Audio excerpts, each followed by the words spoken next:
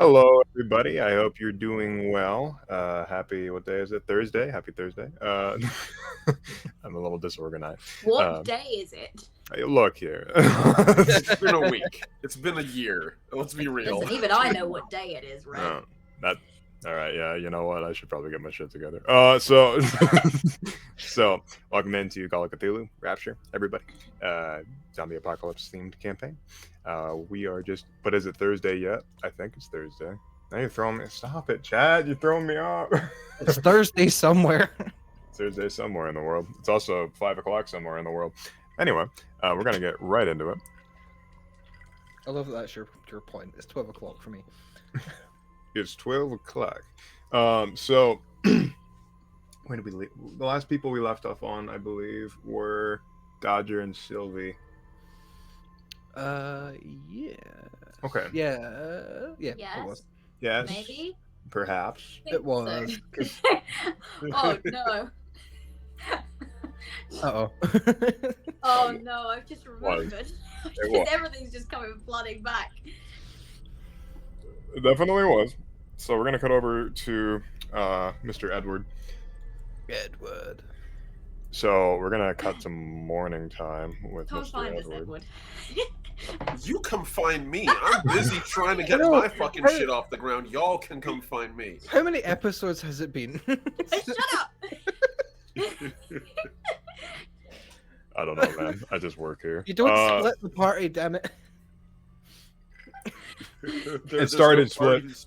Yeah, and Yeah. in my defense, it started split. So, let's start with Edward. So, Edward, do you remember where we left off with you? Yes.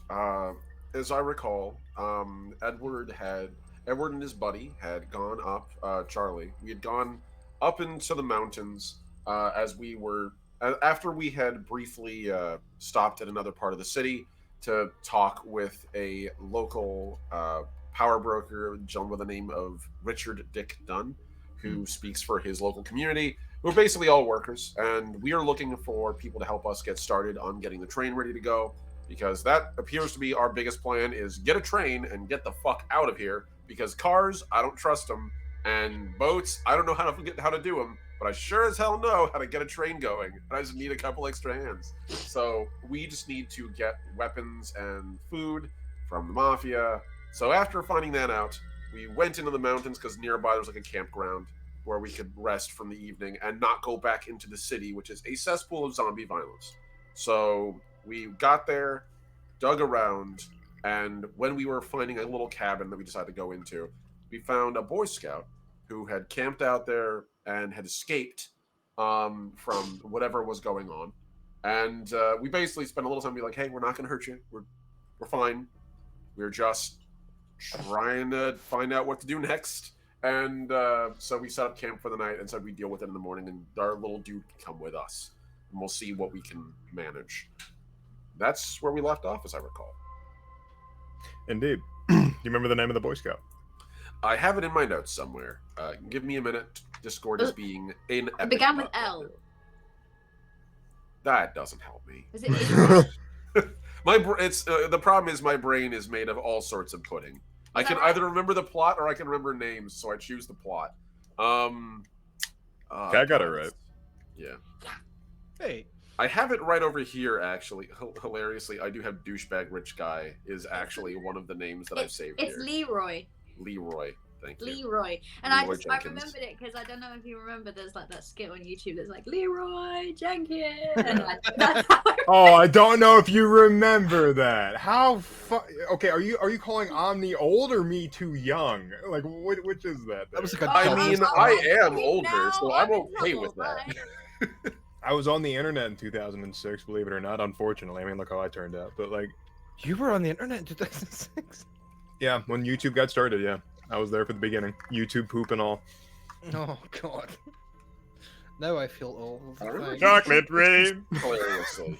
Dude, That's my favorite part, is that there's still enough Boy Scout left in me that I actually remembered his fucking troop number before I remember his name, because that's appropriate.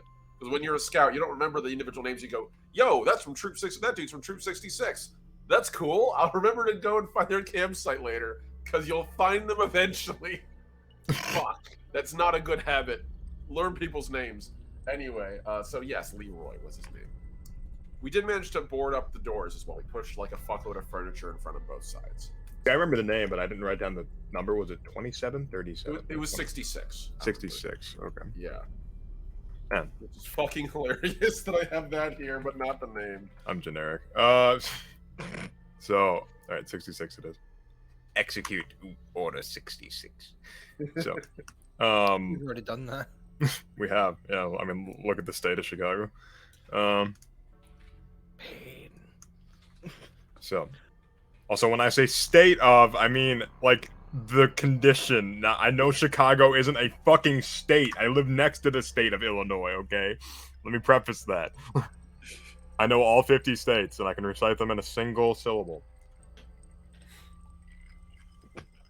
I'm not gonna test that. I know that joke. I'm not gonna buy it. If Derek was here, he'd be laughing so fucking hard right now. Anyway. No, we are. That's good. Yeah. So, I figure that Edward would have probably, as he usually does, he rises with the dawn. He's used to getting up early and getting out the door. So he'd probably wake up before the sun starts to rise and see if he can throw a pot of coffee. If there's anything, like if there's an iron stove or something inside of here, he can fire up to put some coffee on. 100%. You're the first one to rise.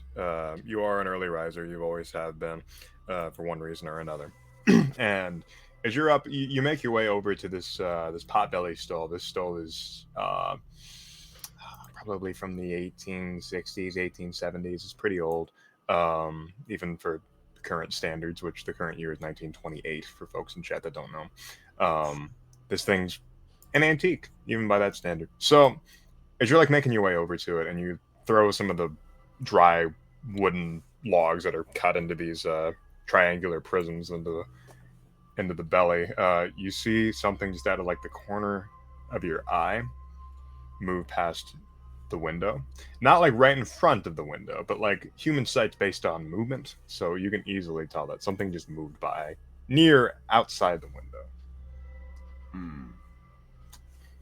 Otherwise, it's a very calm and normal morning, and you wake up sort of forgetting that anything had happened in the first place, and then the wave of lethargy and realization hits you like an oncoming train. He would Point at me. He would slowly rise and begin to make his way over. He would first check to see how everybody else is doing. He wouldn't wake them up. He would just see if they're still sleeping, they're still okay. Especially our boy Leroy. His boy Leroy. I'm Trying his wife. Yeah, I'm so glad that wasn't the only one. So he doesn't know. Like, he was pretty sure Leroy seemed okay. Leroy said they were okay. He's just double checking. He knows that in these conditions, people will lie, do whatever they need to survive. And a scared kid, he could think of worse things than they could do. So he's just going to pop over and be like, just sort of peep in to see if Leroy's okay.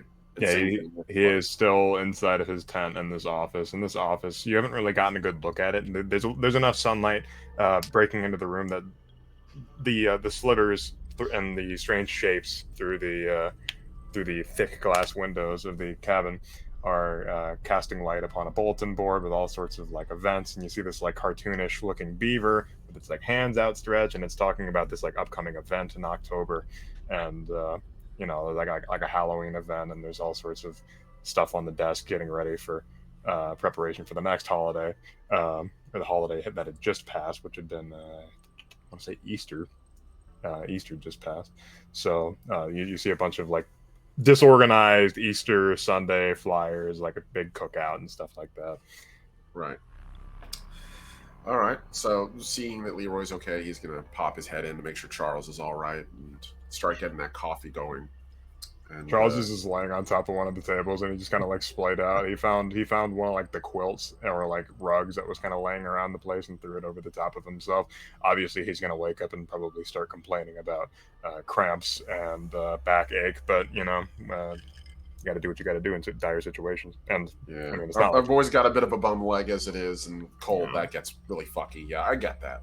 Mhm. So yeah, he'll start the pot up, and while he does get that going, he's going to draw his pistol and sort of go over towards where the cracked window is and peer through it to see if he can see what might have been moving outside. You want to make some sort of check for me? Absolutely.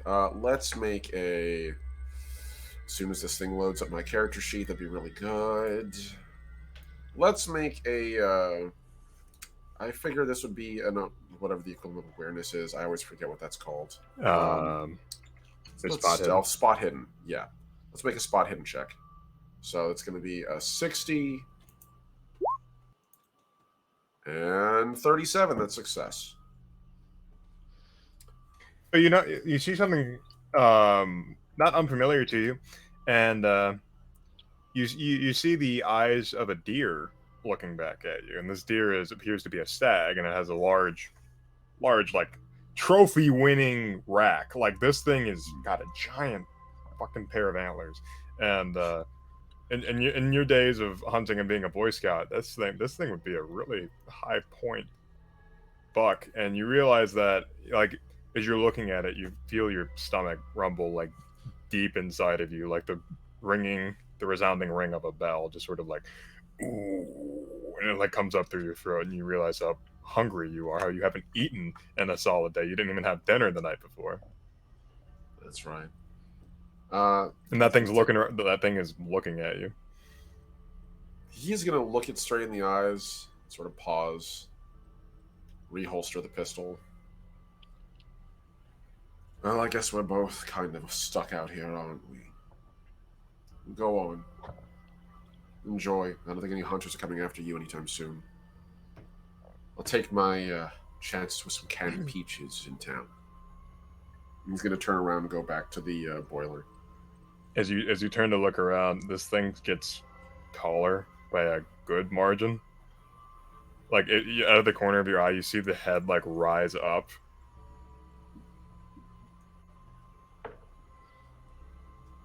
And when you look back to sort of see what, like, you could have sworn you saw it stand, it's gone.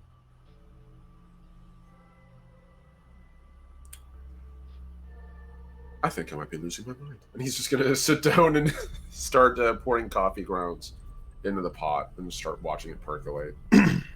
Picking at the wood for a bit. He'll busy himself with small preparations. Trying not to think about that. You gonna make a sanity roll for me? By all means. Let's see. Let's start her off. 33, baby. That is right. I just need to roll with the old-fashioned way. 10. That's a success. Let's go. Okay. You're fine. You take a single point of sanity damage from witnessing something that you cannot explain, and so much so that you just sort of like, you know what? I don't want to know. And you just kind of like turn around and go back about your business. And that's honestly probably the most mentally sound thing you could have done in that situation. I think Edward is the kind of person that's well aware of what kind of person he is and what his limits are. And I think that's how he's gotten to where he is today. There's a reason he lives on trains. It's his way of managing his life stress. He's like, I can handle the stress of working on trains.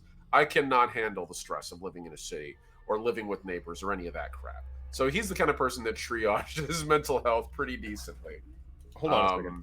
Did you just reference Drive Thru by Weird Al Yankovic in the chat? Is that what Yes, you're I did. Oh my Yeah. god, I can't believe anybody knows that. Jesus. Anyway, so I had to take a step away there for a second. What the actual hell? No, you good. That's fair. I am a huge Weird Al fan. Weird Al. Good shit. Sorry. Give me just 1 second. And he looks at me.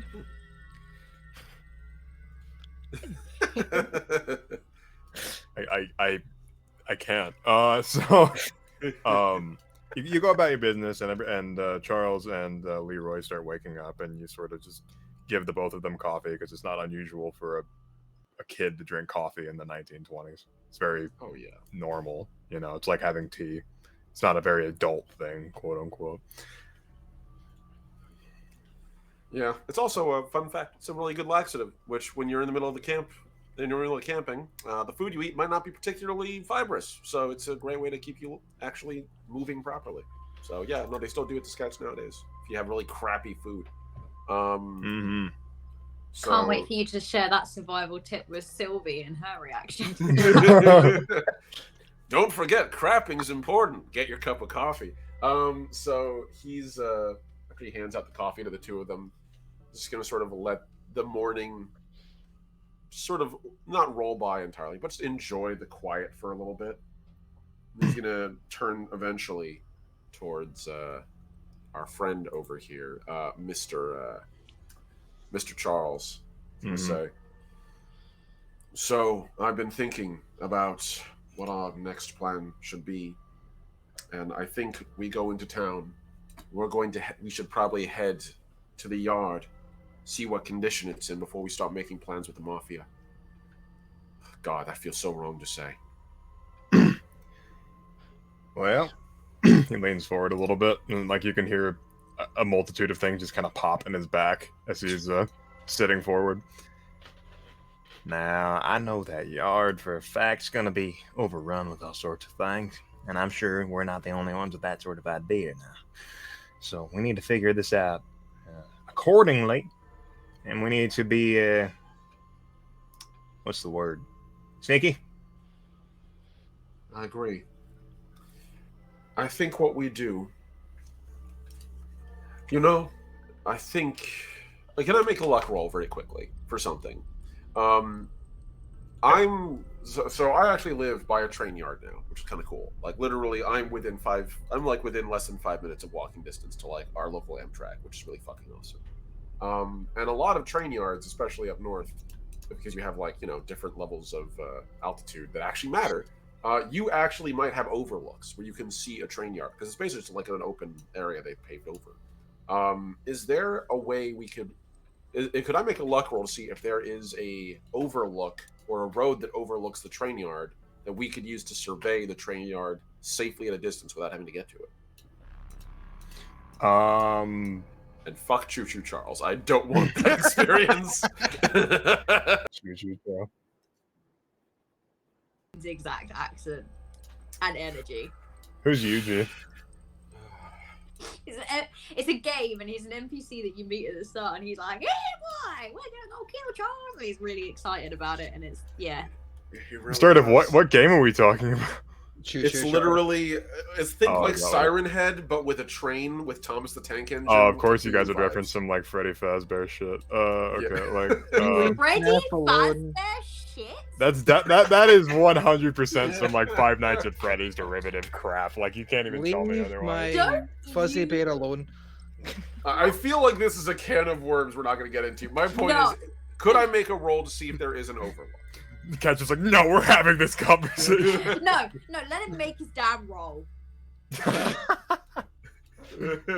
Okay. I just want to make sure that's all right, Red. You go ahead and make a roll appropriate to like your experience on the railroad. That is what I would say. Okay, that's fair. If that's the case, then best example I can think of would be. I know it's not Freddy Fazbear shit at all. All I'm saying is it is highly it would not exist if not for the popularity of Five Nights at Freddy's. Just like that fucking like fun time. I think that's actually fair. I think that's fair.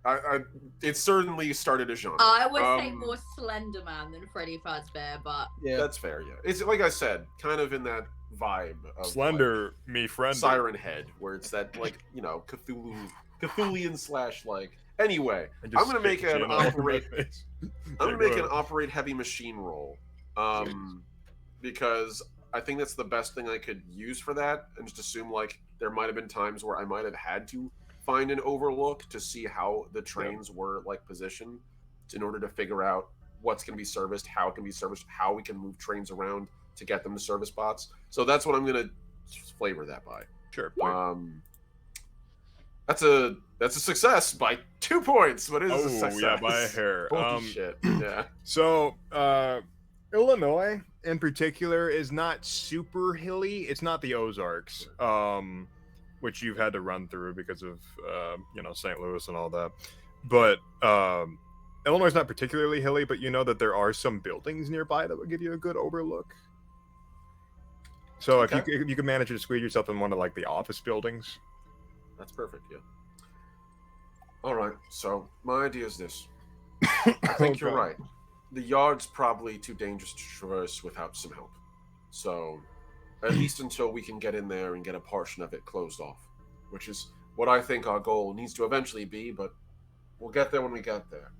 Until then, if we can survey it from nearby, from above, we can at least see how dense the saved are, and plan accordingly. And there's a building nearby. You know that old hotel? That office building nearby? It's just adjacent to it. If we can get up on the fire escapes and climb to the roof, we might get a good vantage point. Well, I can if you want to keep the car idling. Well, I reckon I shouldn't be doing any climbing, given my leg and, sleeping on them tables. I think I'd slow you down, and I ain't trying to speak like no coward, but I hope you know what I mean by this, Eddie. I don't think I have the grit to do something like that no more, and I don't want to get you in any more trouble than you have to. I will get it, Charles. I'll keep the car around for you. That's perfect. Honestly, thinking about it, the less people go up, the better. You and Leroy can stay in the car, and I'll go up top and see what I can spot from above. Leroy looks up from his little tin coffee cup. I'm gonna go with you. He's gonna turn and look at Leroy. You sure, kid? I would hate to see you get hurt. If there was a merit badge for climbing trees, I'd have it. I'm sold. You wouldn't He's confident. You wouldn't happen to have a spyglass or something, would you? With you, would you? Or binoculars? Something that would have given you to observe wildlife? He'd take his like canvas bag off of his back, and he'd open it up and start digging through it, and he'd pull out a pair of older looking binoculars, but they would serve their purpose just fine. Sold. All right, absolutely, you can come with me. Honestly, I think younger eyes would be probably better up there as it is. So, yeah, right. well, Eddie here, he's ancient. Well, that's just rude. Just because I'm hitting my mid-40s doesn't mean I'm ancient. Wait, I never said I weren't ancient either. Oh, Charles, you and I both know age before beauty and all that. And he's going to give Charles like a pat on the shoulder. He give you a big like yellow smile, just like his teeth are just like stained from all the tea and coffee and booze that he drinks. Just like I'm pretty sure Eddie and him have probably ribbed about this, like in the trenches in World War One when we were working in like the in the trenches and in the engine yard. Like, 100%. Like this Charles is absolutely our old shit. Like Charles had all the imaginable diseases that weren't just like directly lethal. Like he had trench foot. He had all sorts of I wouldn't say scarlet fever because that one's pretty deadly. But you know, all sorts of just horrible diseases. He had lice. You know, like. Well, Charles was a guy that was just down in the trenches in the worst of the days. You know what I mean? Yeah. Eddie was more the engineer than anything. Like they both were, but he was definitely more of the technical side of things. So he didn't see nearly as much trench work as Charles did. So yeah, he would sort of pat him on the shoulder. So I say we finish our coffee, we get ready to go into town, and we go quick and quiet. He's gonna pause and look back out the window again where the deer was. I think there's something out here. I'm not sure what it is. I'm just going to assume it's more of those things, but... What did you call them? The saved? Be Charles's affectation, but... Yeah, well, I called him the saved because, well, boy, I'm sure you read your Bible. You look like a good, God-fearing child. He'd shake his head, and Charles would like blink and like look over at Edward, like. And Edward's just kind of chuckling. I can't pretend as though as if it's the greatest novel ever written, Charles. I understand. Leroy looked between the two of them. I'm Jewish. Oh well, that's all right. Well, no book of Revelations for you, I suppose. Reckon we mosey on out of here. I'm pretty sure Eddie would just give him a pat on the shoulder. Point is, just be careful out there. If this infection's doing things to people, it's possible it could hurt animals and change them too. That'd be my guess. But anyway, I just don't want to deal with that. Let's get ready to go. And he's just gonna start getting what little they have there gathered up. He's gonna try to survey the cabin, see what he can find. So, you find within the cabin, you find a lot of like empty cans and stuff like that. You find a lot of bottles, mostly of I don't know. I'm sure. Yeah, they were bottling Coke in that era. Yeah, 100%. Oh yeah, absolutely. That shit was absolutely. Wait, this is Illinois. Hold on. We're in Illinois. I mean, don't forget, like literally one of the nation's, like the Grand Central Station is here. One of the Grand Central stations. So if that shit was shipped around the country on train, it came through Illinois. Okay, so you got to keep in mind you're in the Midwest. So That's fair. the most popular soft drink in the Midwest, from my experience, was it was a close tie. Even now, it's a close tie between A&W root beer, Yep, and fair. Dr. Pepper. That's fair. So there's a lot of Dr. Pepper in here. Dr. Pepper and Coke, like those are the two bottled sodas. I that's fair. That's hella fair. All right. Not sponsored. So I did used to drink a lot of Dr. Pepper when I was a kid. Dr. Pepper is yum.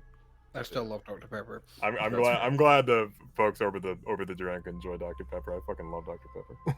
Same. So he'd probably gather a couple of those. Probably good to have those in case we need a burst of energy. And there's a couple cans as well, so we'll see if there's any canned food or anything of value that could be. There's some canned. There's like pork and beans. You know, like just like old school, classic American canned crap. You know, you got hominy and you find some okra. You know, just like. Perfect. Yeah. We're gonna throw that shit into a bag and take it with us, and we'll probably crack one of the cans of pork and beans right now and just heat it on the stove while it's still hot, and just have that before we go. You eat pork and beans heated up? You eat pork and beans heated? That's not very Midwestern of you.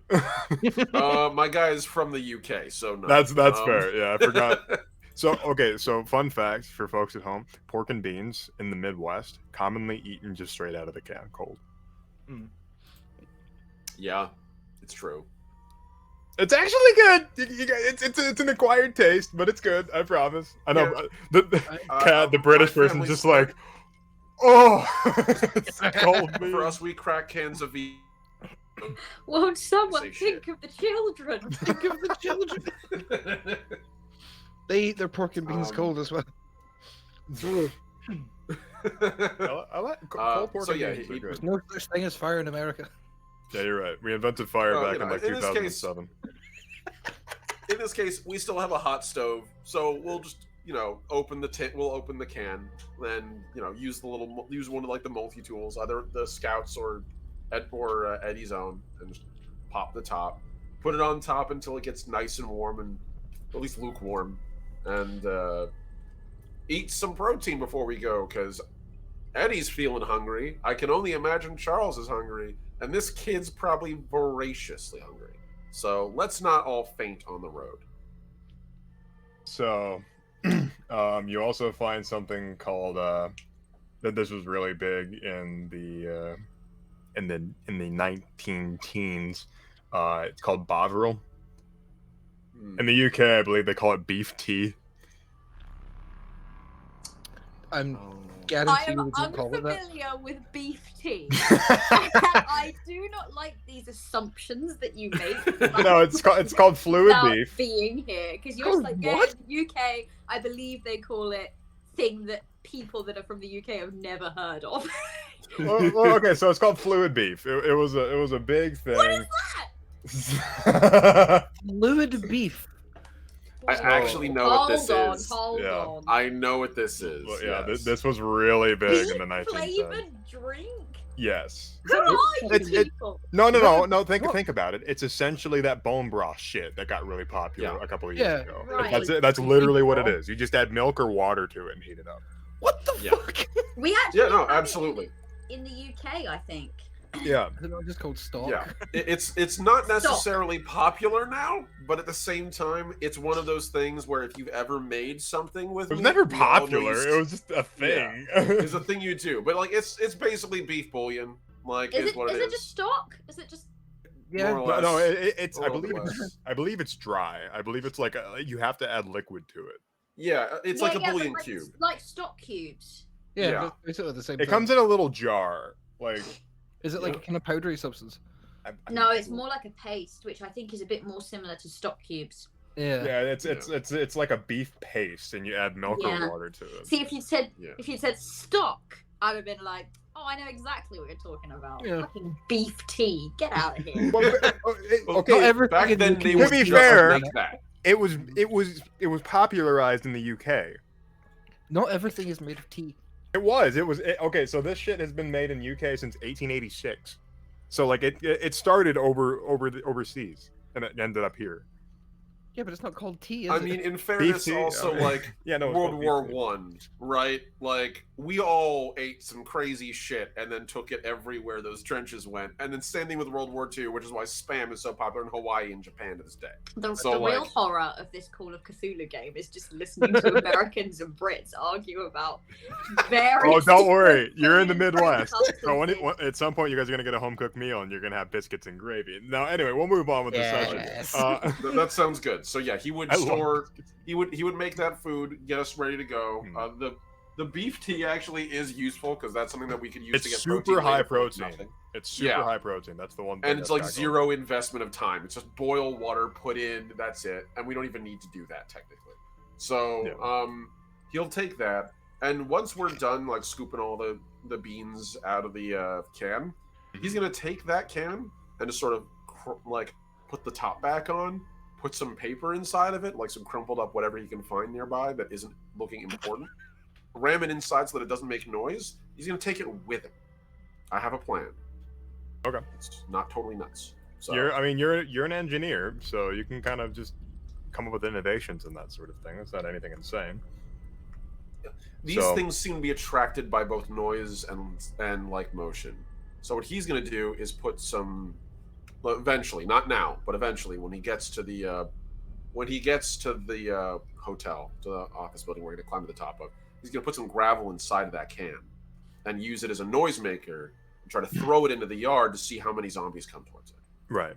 So, as you're driving and making your way back towards the city, or outside the city, really where the Right. yard is, you see, I believe there are rear view mirrors. I think we had a whole conversation about We this. did, yeah. There's reviews. So, as you're like adjusting the rear view mirror, you see the kid in the back seat, and you see him like loading a weapon that looks like a rifle.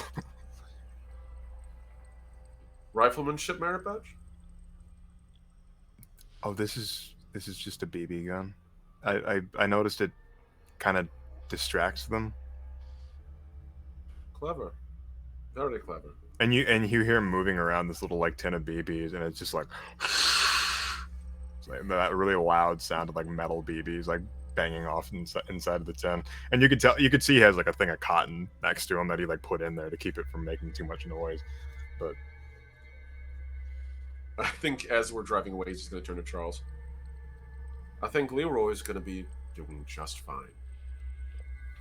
well, I reckon we gotta get him a real gun, but yeah, maybe you're onto something. We're just going to head back towards the city. And before we get too into your stuff, we're gonna go back to Dodger and Sylvie. Here we go. Oh, So- no. So you two have supposedly spent the evening at this place.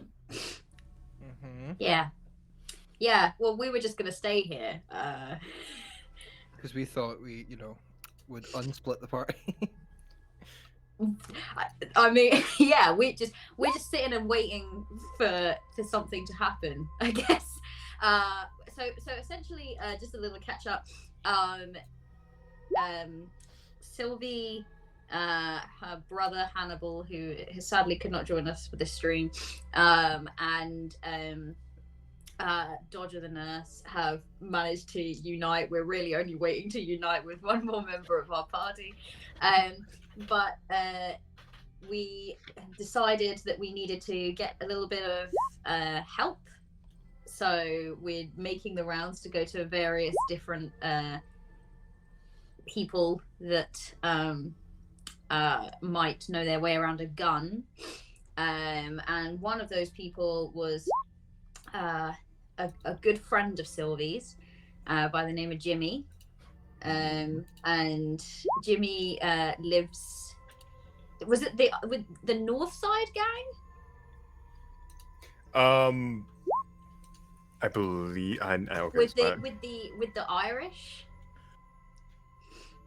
So yes, Jimmy seems to have some rather interesting connections. is how we'll just sum that up. And I guess that's kind of where Hannibal left us. We've kind of entered this place and Jimmy was shot in the morning. So I'm going to presume that that happened. That shootout happened before everything really massively kicked off, or did the zombification stuff start happening before the shootout? You're not sure. That is something you could definitely like talk to. Yeah, I'm trying. Oh no, now I've forgotten my NPC's name. It was Dearmud. Diarmid. Yep, that is correct. Diarmid. Yeah. Traditional Irish name that looks like it's spelled Dear Mund, but it's pronounced Dear Mud. Yeah. Yeah, Dearmud. So she's been talking with him. He wasn't particularly pleased about the idea of us coming in, but Sylvie used her powers of intimidation. I don't really know how else she'd describe it. She was very, very, very desperate to get in, and so was Dodger, because Jimmy has been shot in the leg and not looking too good. So we've kind of left. He's unconscious, isn't he? He's not.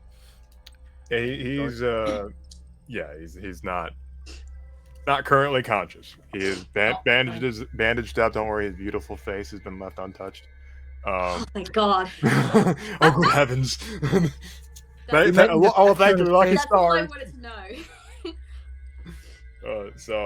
Yeah, you're also correct. It was the Northside Gang or the Northside Mob. They weren't really referred to as the mob at the time. I don't believe that was a word that was popularized until the 30s.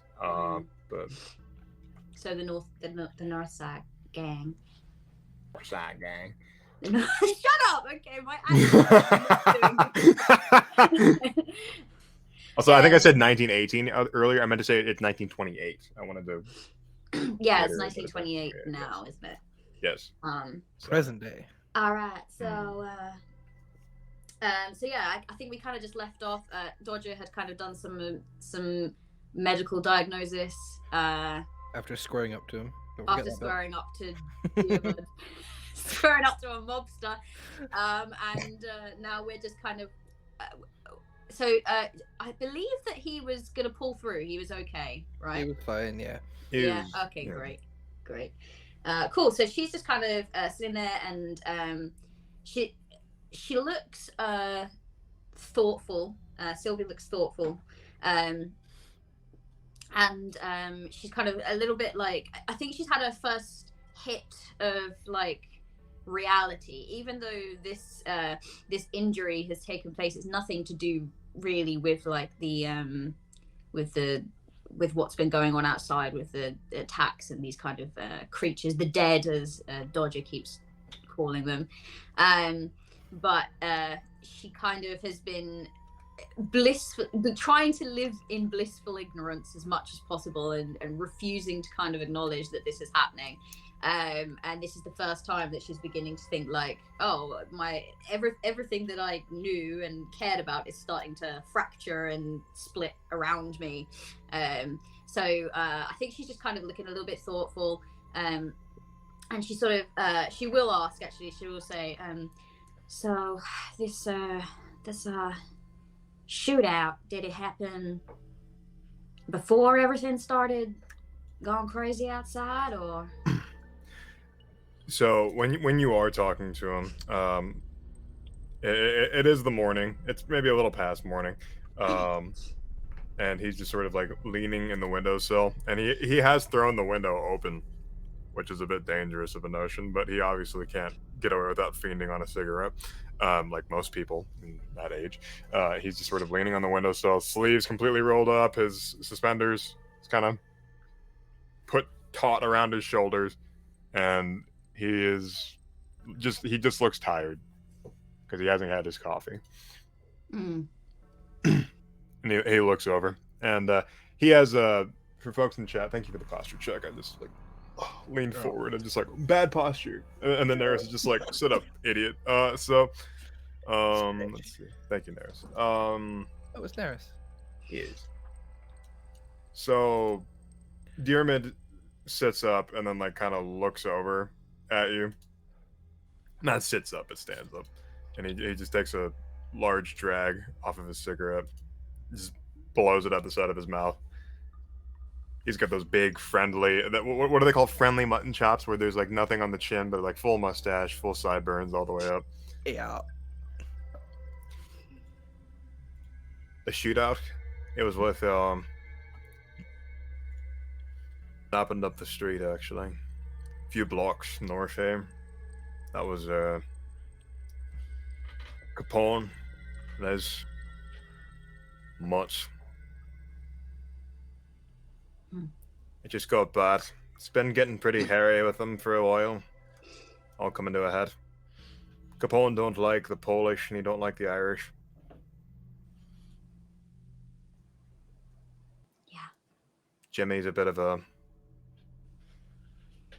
He was like in the middle of a sentence, but he seemed to have like a thought that snapped him out of it, and he looks at Sylvie. Are you holding a torch for him or something? He gestured back to Jimmy with his big thumb. Sir, I'm asking you a question. I just want to know when he wakes up how much he's going to know. He's going to know everything. He was there for it. He took out a couple of Italians on the way out. So, I'd reckon he'd be thankful for the situation that's happening in the streets right now. Otherwise, things might be a wee bit more hairy. But he'll know about the dead. No, unfortunately. Right. I don't know how he's going to take it. Jimmy's a pretty... he's young and sensitive. Hence why he joined up with the Northside gang in the first place. He didn't like Capone's practices of stealing from other people to give to the less fortunate. Yeah. Those blasted morals, am I right? Oh, you know, we all claim to be God-fearing individuals, but... Did Dodger snort in character, or was it just you snorted? Yep. He looked over at Dodger. She's silent. She's in the background, just kind of working on like changing dressings and stuff. Mm-hmm. But when it comes down to it, the Bible is just a book, and we can't always be by the book. Dodger? Yes, dear? When he wakes up, how long do you think his leg will take to heal? Well, it's only a flesh wound, so it shouldn't take too long to go clean up. Thankfully, it didn't hit any major arteries, otherwise this man would be bleeding like a fountain. That's a relief. Sylvie Jones trying not to look too nauseous at that idea. And I suppose your dressings weren't too bad. Thanks. Like I said, I'm not a doctor. I just do my best. But, just saying. Are you carrying a torch for Jimmy? James? I'm sorry, what? Me. He's talking to me. Yeah. Definitely talking to me. She looks over. Like, I can barely understand a word you're saying. She just goes back to working on the dresser. Oh, I like your accent ain't bloody atrocious.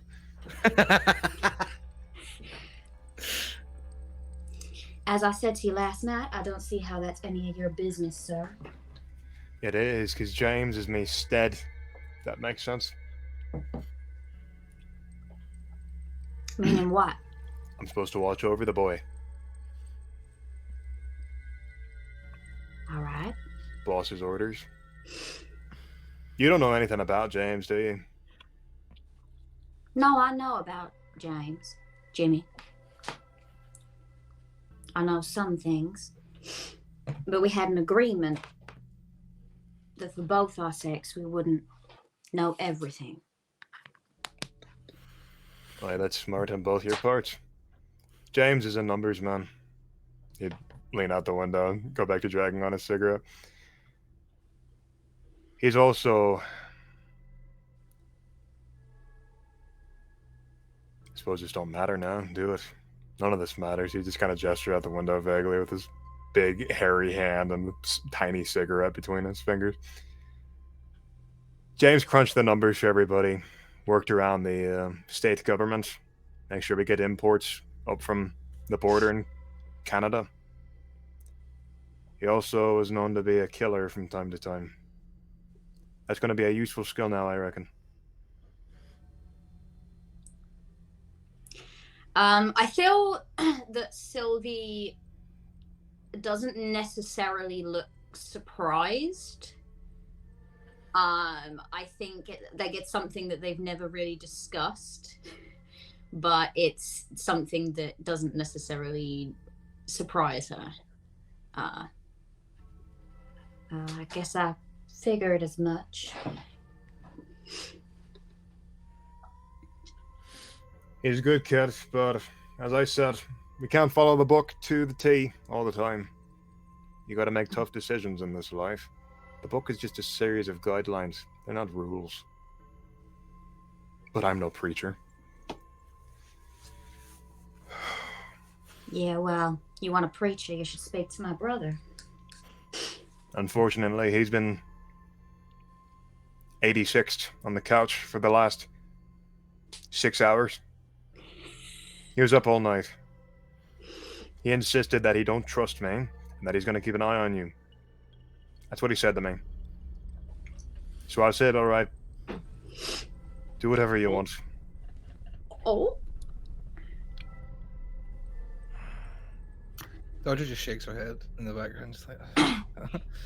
Well, I apologize. He's a little protective of me. He always has been. Little terse, typical American. You really don't like us Americans, do you? I like a lot of the American things. Hot dogs, hamburgers. Them's are good. Your beer is pretty shite. Well, we can agree on that. Not. Beer was shite before Prohibition. It took another drug. I'm a wine girl, me. You look it. Yeah. No doubt I do. It's hard to tell if he meant that as an insult. Like, It's hard to tell if she took it as an insult. With a brother like that, you probably would be, honestly. Much love, Alec. Because honestly, on the one hand, yes, that was an insult, but on the other hand, that's how she wants to come across, or has done for the last however many years. So it's kind of like, well, I'm doing a good job of that acting malarkey I've got into. So, you two want to come with me? I'm gonna go up to the roof, have a good look around. Well, I don't know. In case he wakes up, I would rather be here. He ain't gonna wake up anytime soon, Doc? Mm-hmm. Sylvia's gonna just look at Dodger for confirmation. Like, you better not be wrong about this, because if I I fucking miss him waking up, I'm gonna be pissed. She's got her hands on it and she just looks up and goes, I'll go wherever you want to go. I'm supposed to follow you around and make sure you don't get hurt, so...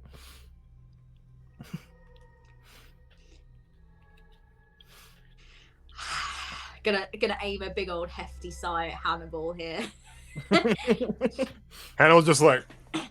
it's like completely conked out on the couch. Fainting couch. I suppose we could prove to him that, he might not need looking after as much as he thinks, I guess. You want to go? I locked the door. I got keys. Ain't going nowhere. Just gonna have go upstairs and have a wee look around. I just feel like Sylvie's worst nightmare is Jimmy waking up and it just being Jimmy and her brother. Like that's that's terrifying to her. We'll only just be upstairs, I suppose. All right, just 5 minutes. I can hit him Fresh again air anyway. if you want to make sure he's not going to wake up anytime soon. That's called a joke, dear. I know what a joke is. I'm on edge. Me too. All right, come on, Doctor. Miss Canary. He'd look over at Sylvie when he said that, and he'd walk out of the room. Canary. Canary's just a term for like a show singer.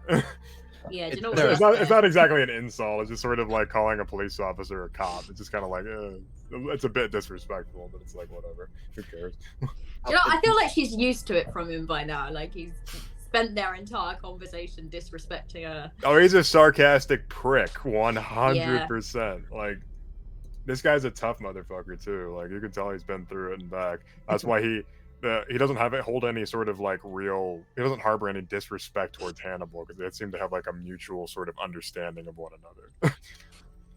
So he's gonna lead the two of you up to the roof. Obviously, he's gonna lock the door on the way out. It's gonna walk up like this the whole time, like, why did I agree to this?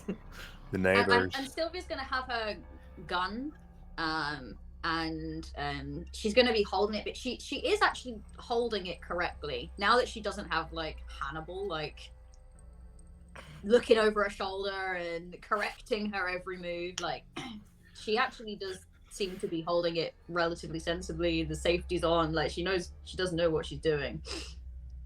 Yeah, you just see this big Irish mook just like walking his way up the stairs, and he's just like barefisted. He's not really afraid of anything at the moment. He's just leading the way, and he makes his way all the way up to the top floor, and he pulls out this big key ring, and you probably don't want to know where he got it from. And he just starts like filing through keys, and he unlocks the door to the roof. After you, ladies. Just kind of walks through, arms like shoulders up, arms locked in place. How polite of you. And then I'll just follow. I've manners underneath all this. Is that part of your Irish charm? No, part of my Irish charm is bombing people's cars. He'd say as he closed the door behind himself. He said that Holy pretty shit. sarcastically. Oh my god! Okay, we're just going there. I don't drive, motherfucker. I'm Irish, whatever. Third generation Irish American. Oh, I know I what my don't people care, did. I'm not unaware of it. So he closes. He says it kind of sarcastically, but there is a hint of truth behind that, and he closes the door behind himself, and he takes a drag off a cigarette, and you can see a good view of the city. Yeah, this is like a 10-story apartment, so you can kind of like see around the burbs, like this sort of like all the other apartments, and you see these like towering buildings just kind of off in the distance, and you see smoke coming out of them, like old smoke, not like fresh, thick, black, opaque smoke. I'm talking like old smoke, like something's been burning for a while. And every now and then you see like the occasional flash. It's a little past morning time, so it's like the place is pretty much illuminated, except for the fact that like there's still some dark spots. It's not noon. Sun's not directly cast down, so you can every now and then you hear like a clap like off in the distance, and then you see like a faint light striking up. And he just sort of shakes his head like he's used to saying those sorts of things. Mm. Chicago Lightning. Mm. If it wasn't a shithole, it actually might be kind of nice. Sure. He'd go and sit himself down right on the brick edge of his roof, and just like one push could just like throw him completely over. He doesn't seem to give a goddamn at all. Don't you tempt me. I feel like Sylvie stays way back from the edge. She just kind of stands in the middle of the roof, kind of awkwardly, carrying her coat around her. Just kind of. I'll have a peek over the edge, but I'm gonna make sure I'm at least like 10 feet away from fucking everyone. Just gonna You know, these American cities, they're something else. Never had anything like this back in the old country. I'm still not used to big cities myself. I think the closest thing I saw to this is when I got within parameter of London. That was during the Irish Civil War. They were doing some espionage. I've always wanted to go to London. Yeah, well, I hate to say this, and I say it through gritted teeth, but it's a nice place. If you're rich. Well, it's better than growing up on a farm. I don't think so. I preferred the farm life. Of course, that was before the famine.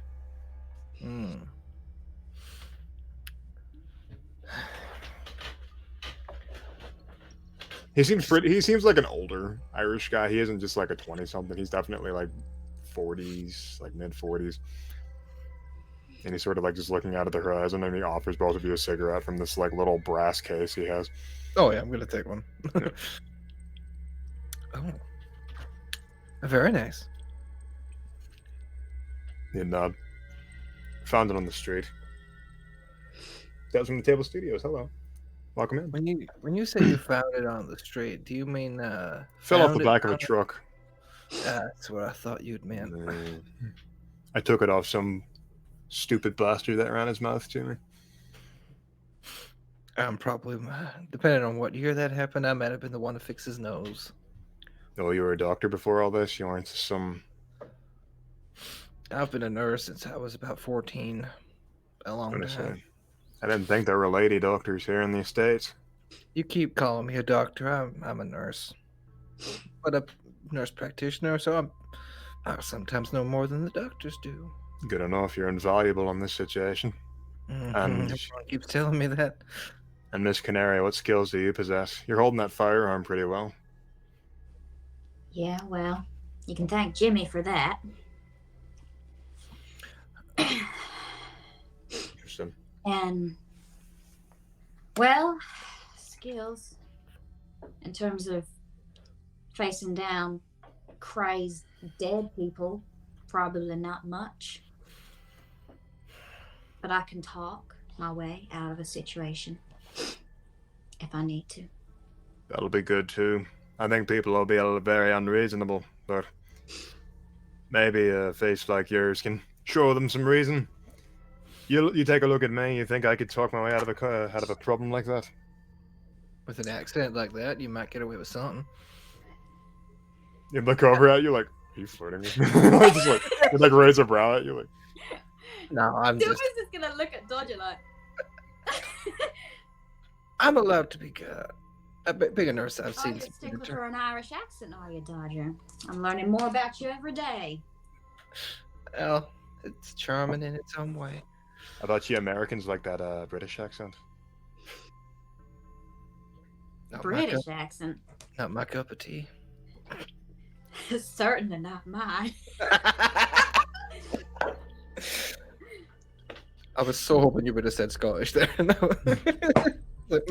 do a Scottish Never. accent. Talk No, like that. not a single fictional character of mine will ever like a Scottish accent. Oh, that's mean. Scottish is. I'm just kidding. So, Okay. Dearmid sort of like nods at Dodger and looks over at Sylvie. So you're just an entertainer? Excuse me, sir. I'm known in the business as a triple threat.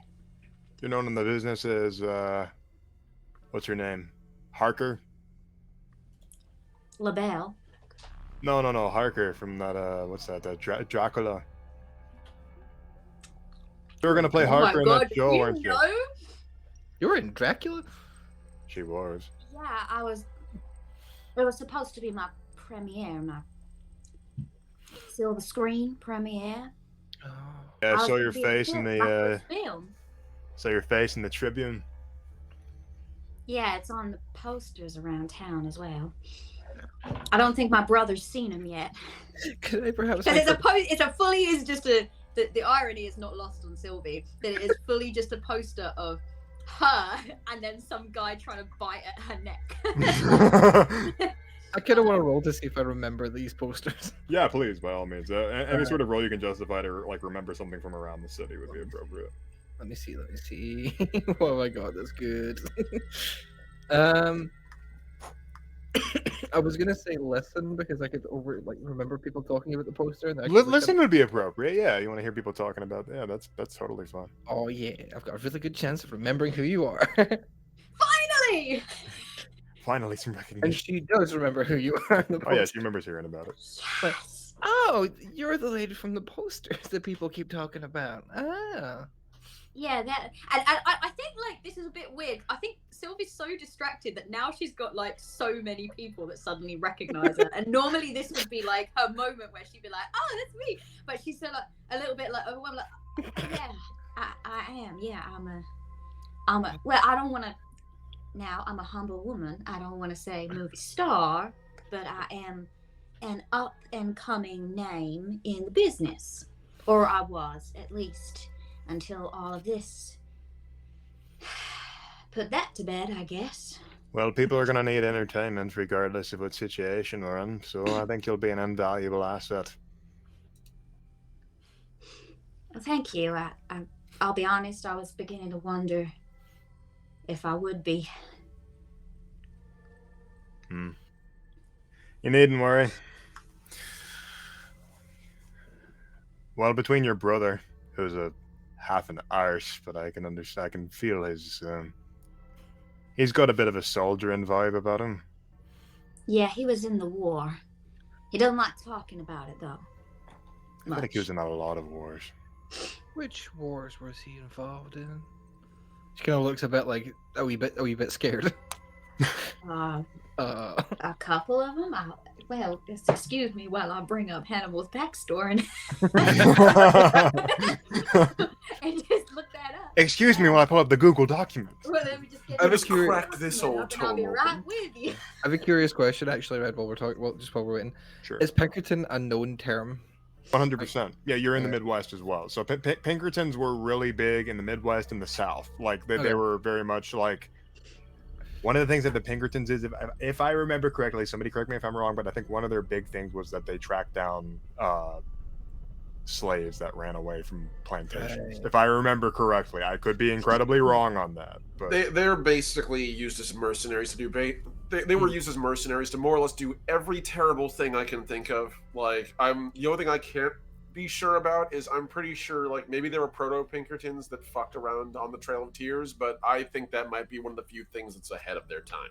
So like every other terrible thing that's happened, like less than 2 steps removed, the Pinkertons are there. They were so infamous that even in the North, everyone fucking hated them.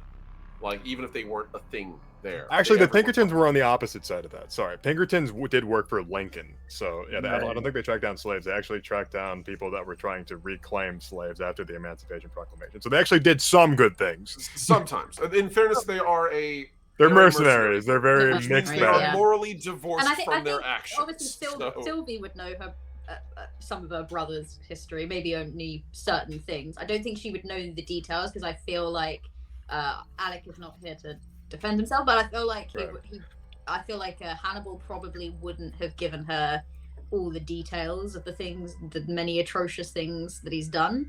But she would know. Well, he was in the Marines. He went to China for a while, some rebellion over there, the Boxer Rebellion. Then he was a Pinkerton, and then he rejoined the military for World War One. He wasn't a Pinkerton, was he?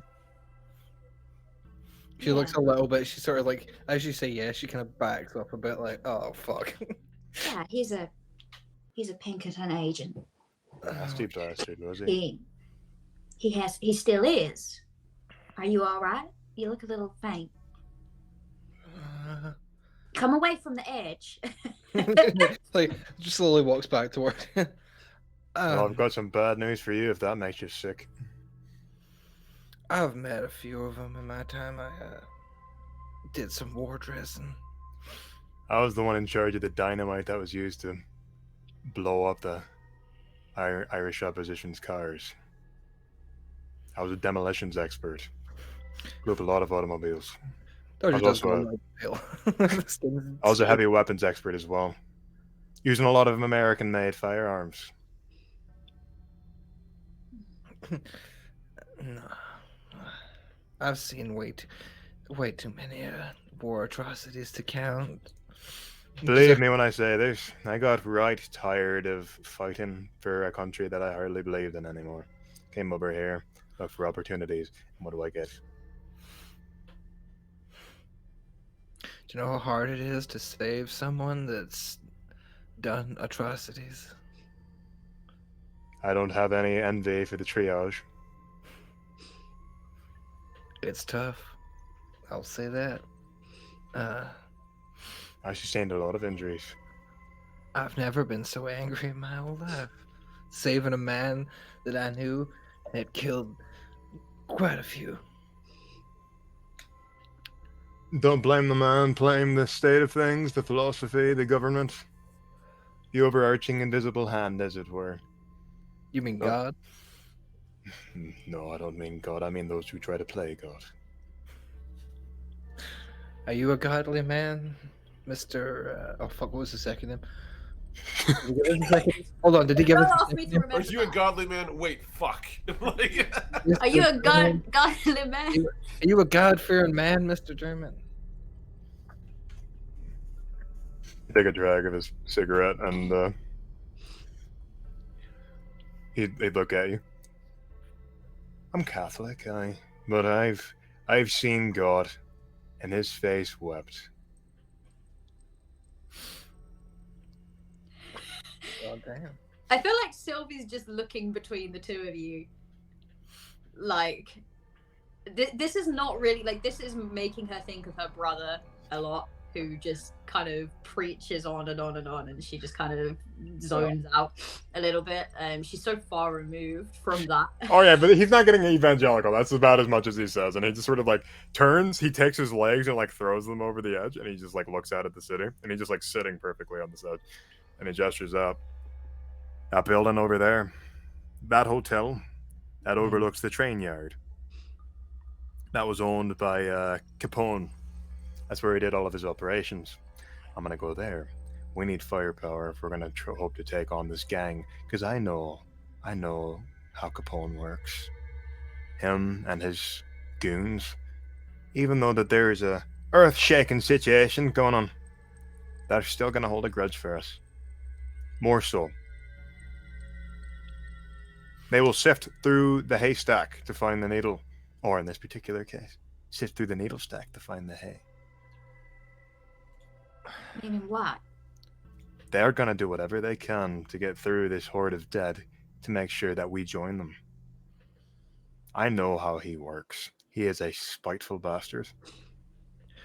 I don't want any part in your war for Chicago. Too bad. I just want to help people and get out. Well, you're going to help people by helping me. All right, what's the plan? I refuse to fire a firearm. You can do your conscientious objecting all you want. All I need is your surgical skills. You damn fucking right, I'm gonna check. No, Americans were so foul-mouthed. What I need the two of you to do is help me. We need to get to that hotel. Mm-hmm. And then what? And then I secure some firearms and we take them back in a white truck. All right. And what do you want me to do? I'd like to have a couple of ladies with me in the situation so I don't look like a belligerent soldier. And maybe, as you said, be able to talk your way out of a lot of situations. If we can get in and out without firing a single bullet, I'm in. I can make no such promises, but that is the plan. If things go hairy, they are beyond me. I have weaponry, in case you need it. But not much, and I don't have much in the way of bullets, neither. You don't think it would be better to wait till my brother wakes up? He's going to stay here and watch over James, because I know they're going to be coming for James. You really think so? I do. Wholeheartedly. I already had a whole conversation with your brother about it. He don't like it one bit, but he's going to have to trust me in this one.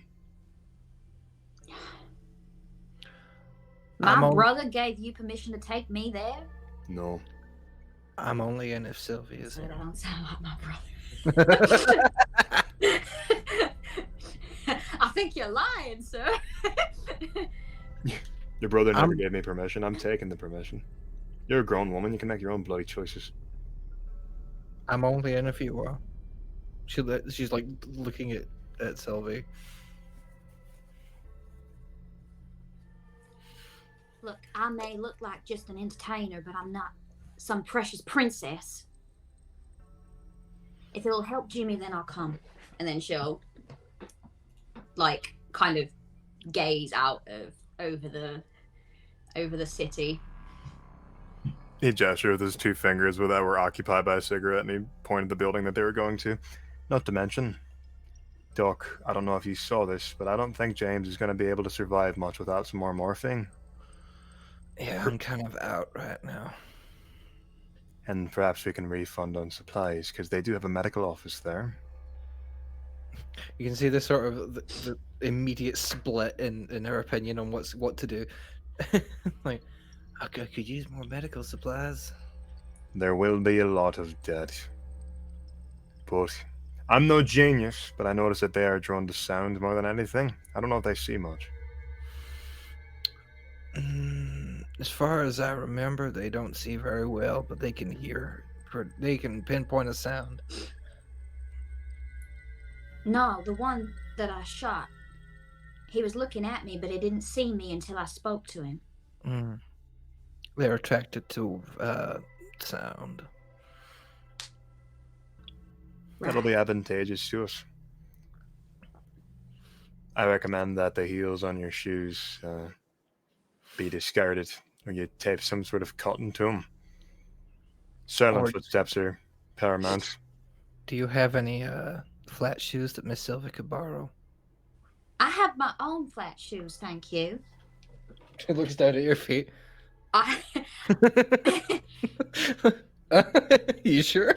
She got a little like ballet shoes, like a little little point shoes. This is gonna be. She's already regretted saying it out loud because she knows this is not the outfit of the season. This is not. Thank you, Life. Yeah, the tactical heel silencer. Yeah. That's wonderful. I'm gonna wear 2 pairs of socks. That's about it. I've just got for my flat shoes. I just pray I don't step on a nail. No, he's right. Shoes will be too noisy. That's an interesting question, actually. Dodger shoes, would they be quite loud? I'm not quite sure. Nurses' shoes, yes, they have a heel on them. Oh fuck, so they do. I didn't know. Do they? I thought they were just So flat. back then, they really didn't have soft-heeled shoes in the traditional sense. A lot of them were Like, wood. It was only like dancers' shoes that really, and even then, those could be like ballet that were like soft, quiet shoes. Everything else is like a wooden or a leather heel. Oh, okay. I generally, I was for some reason thought that it was just like soft flat shoes because they had to be like worn for. No, like, even the time. flat shoes had like a Okay. clop to The them. rubber And heels this are kind the of a thing, modern he's talking thing. about socks. Sylvie's out here like, how many pairs of garters equals 2 pairs of socks in thickness? That's a lot of garters. Do you have any spare socks there, Mr. Termit, that we could also partake? It might be a bit big on you. As long as they're quiet. Good. Yes. And in the dresser in the room, in the chest of drawers, there's some socks. While you're doing that, I'm gonna get the Ford pulled around. All right. I got it up the street. Pickup should be able to handle on that sort of weight of weaponry. Okay. Shall we? Beyonder Veil says this is definitely a Call of Cthulhu game. History about clothing is being discussed. 100%. Absolutely correct. I feel like 100%. Sylvia's gonna go back to where Jimmy and Hannibal are still asleep, I presume. Yeah. I'll go pick up like 8 pairs of socks. Yeah, go get the socks.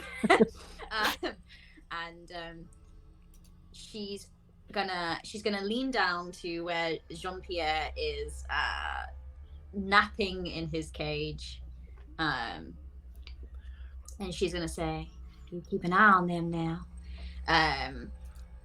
and give a little scritch behind the ears, and then is there any paper or pen around that she can leave a note? Oh yeah, there's parchment. There's a little. You ever seen those like rollover desks, like a lift up and they roll up? Yeah, one of those like antique rollover. Antique to us, it's like a modern thing for them. Like lift up and they have like a bunch of parchment and ink and fountain pens and stuff like that as well. She's gonna get a fountain pen and she's gonna leave 2 notes. She's gonna leave a note on Hannibal that basically says gone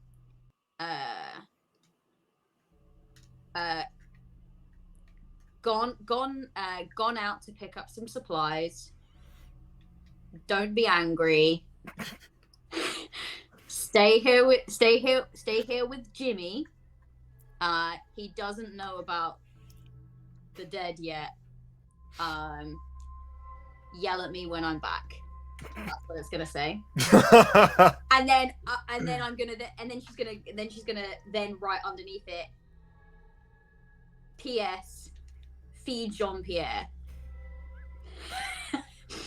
And then she's gonna leave a note on Jimmy. That is probably a little like it's basically gonna say, because obviously he's gonna wake up and just be in a room with a complete stranger. It's gonna say, hey Jimmy, it's Sylvie. This is my brother.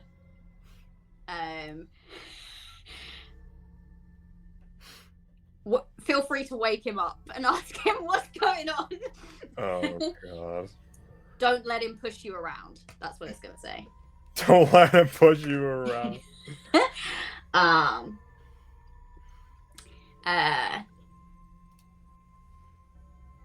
And then she'll just leave the notes so that they're not completely waking up without context, and then she will go to find Dodger and socks, and she'll bring a ballet pumps in case it's useful. But Dodger just holds up socks like, is camo green or what your color? And actually she'll also write on Jimmy's one, P.S. Get him to feed Jean-Pierre. I love the P.S. This priorities. is not my idea. It's Dodger. Feed Jean-Pierre, he'll eat your corpses. Yeah. It's like that fucking gif of that cat, just like basically POV you says, died. note to Jimmy basically says, I know that it's weird that I'm here, but there's a reason, basically. So talk to my brother about it. Okay. P.S. This wasn't my idea. Dodger. Doctor's note. I like to imagine that Dodger's handwriting is just like illegible because she's a nurse practitioner. Yeah, it's pretty dodgy. Okay, so you guys are gonna take off, and we'll cut back over. We're gonna head over to this building quite by the train. ways away. Yeah, it's quite a ways away. Conveniently by the train yard. Oh, well, planned. Anyway, so I gotta unite the party somehow. So, and also Chicago's only so big. No, it's not New York. So cutting back over to Edward, who is behind the wheel right now, and you guys have just pulled up You tell me how close you want to get to this place, because it is pretty busy. You understand my meaning? So I figure that this is, again, I'm sort of using my real life experience around train yards and that kind of thing. So usually you'll have a fence, and then there'll be the train yard pretty close by, and then on the other side of like usually a double fence, and usually there's a ditch in there too, just in case runoff. You don't want the trains, getting washed away by rain or anything. So I figure the building will be on the other side of that ditch. So we're probably a good like 50 to 100 feet from the yard, give or take, from where that building would be, ideally. So, and preferably on the other side of the fence. Because again, I don't want to actually go in there right now. We want to know what it looks like. And if our buddy can just drive by, drop us off, and then we scamper to the top, that works for me. I'm also figuring he's probably not going to go through the main part of the building. If there's fire escapes, we'll use that. Yeah, there would be fire escapes, especially in 1928 after the fires and stuff like that. So it wouldn't be too difficult for you to get around. The problem is always the dead. Yeah. Well, that's what we got cans and bottles for. So make noise. Yep. So he's, as we were getting closer, he will have taken a bunch of like pebbles and rocks and nuts and things he's found sort of lying around. Sort of pour them into a couple of these cans of these metal tins, and he's also going to take like one of the empty soda pop bottles they've got, and just bring it with him. And we're probably going to take like about 4 of these noisemakers with us, I think. Other than that, he'll make sure he has his handgun drawn and his pipe wrench in the other hand, ready to go. Actually, you know what? No, probably wouldn't have the pipe wrench. He'd probably have one of the noisemakers, honestly. We're going for the James Bond style, pistol in one hand, doohickey in the other kind of vibe. Thank you for the hydration check, Naris. Oh, thank you. Big thumbs. So as he's getting closer, he'd be probably talking with our friend here and saying, "So, the plan again, Charles. You drive by, drop us off, circle around the block, see if you can draw some of these corpses away from us. Me and young Leroy will go up into the crow's nest and have a look at what we can see into the railroad yard, and then, well, I'll fire my pistol once from the top. That'll let you know to come pick us up." Well, all right. I reckon that couldn't go wrong anyhow. Well, that... Okay, if you're sure, I ain't gonna question you. You always were the more canny of the two of us. If it makes you feel any better, Charles, this is absolutely mad. Any other day, I'd consider this daft. But here we are, the end of the world. We take our chances till we don't have any more, right?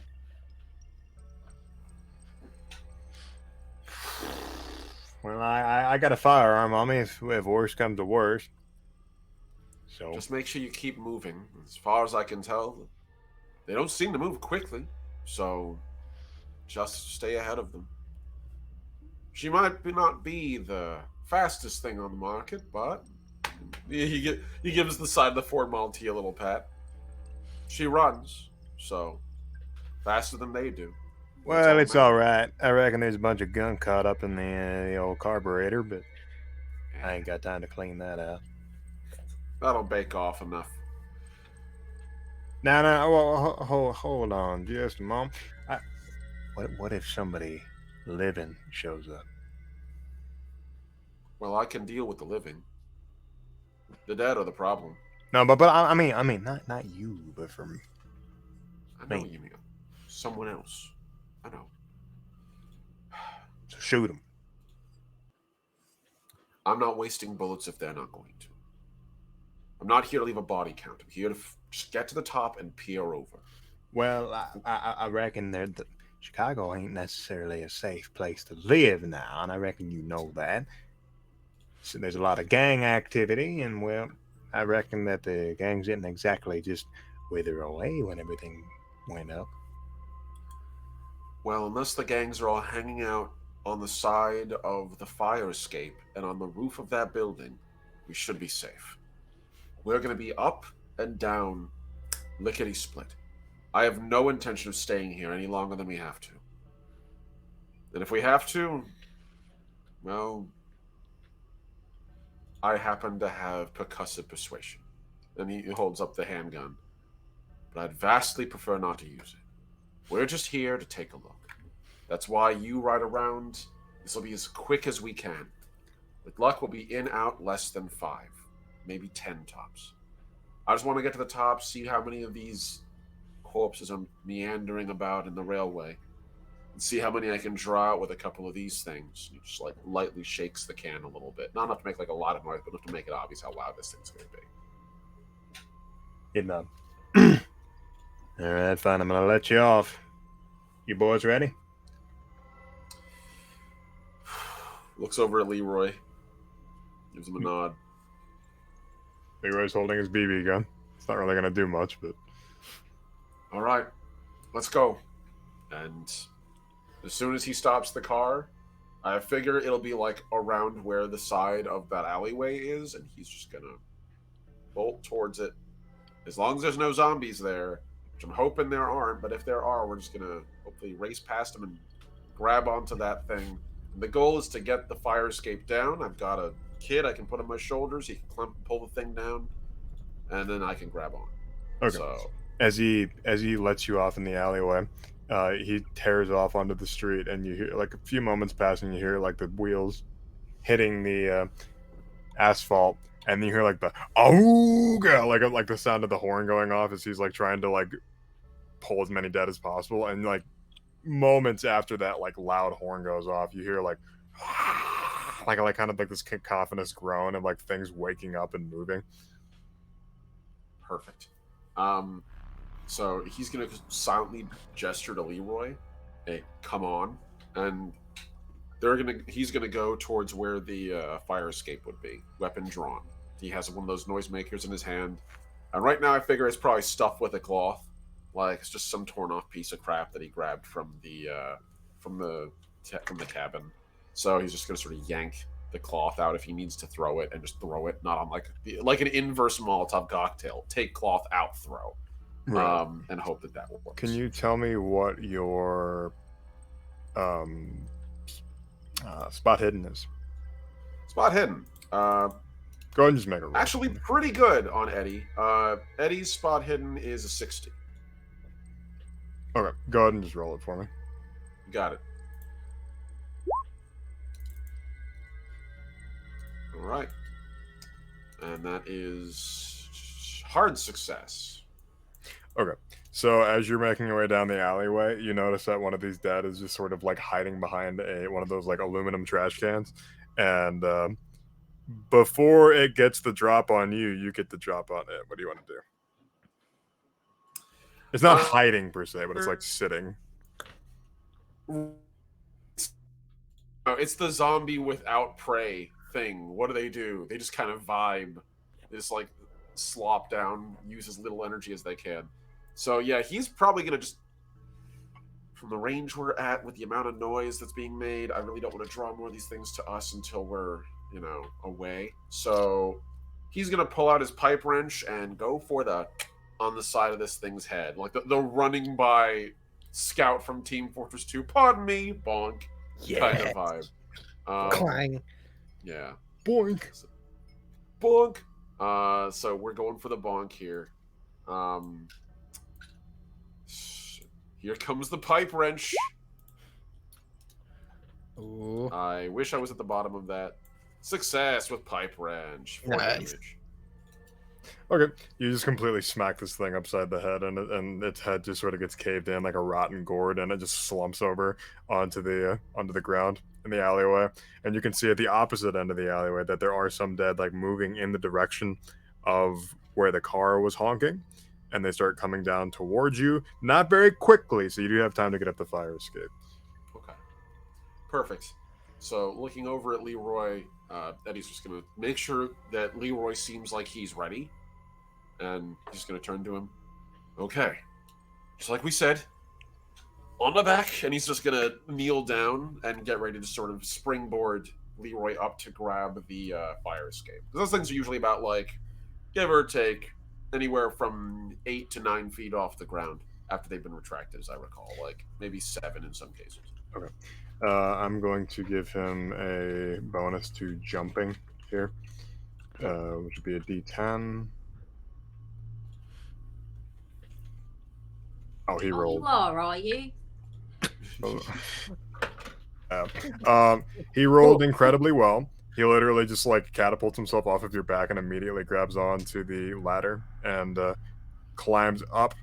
The undead are getting pretty close to you. It's 1, and then 2, and then 5, and then 8, and they are coming down in a small horde. And you hear the and like as the ladder comes down and like sets into place and that loud clang, and you just start immediately pulling yourself up. And by the time you get yourself up to the top of the ladder, the dead are just like nipping at the bottoms of your boots. Perfect. As soon as he gets up towards the top of it, he's going to immediately assess the condition of the thing.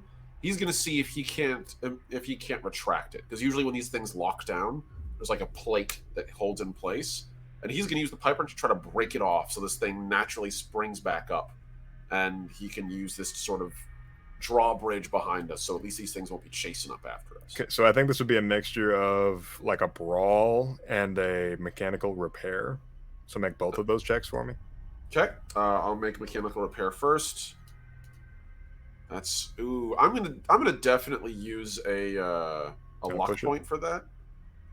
How much? It's luck is not spent reactively. It's spent.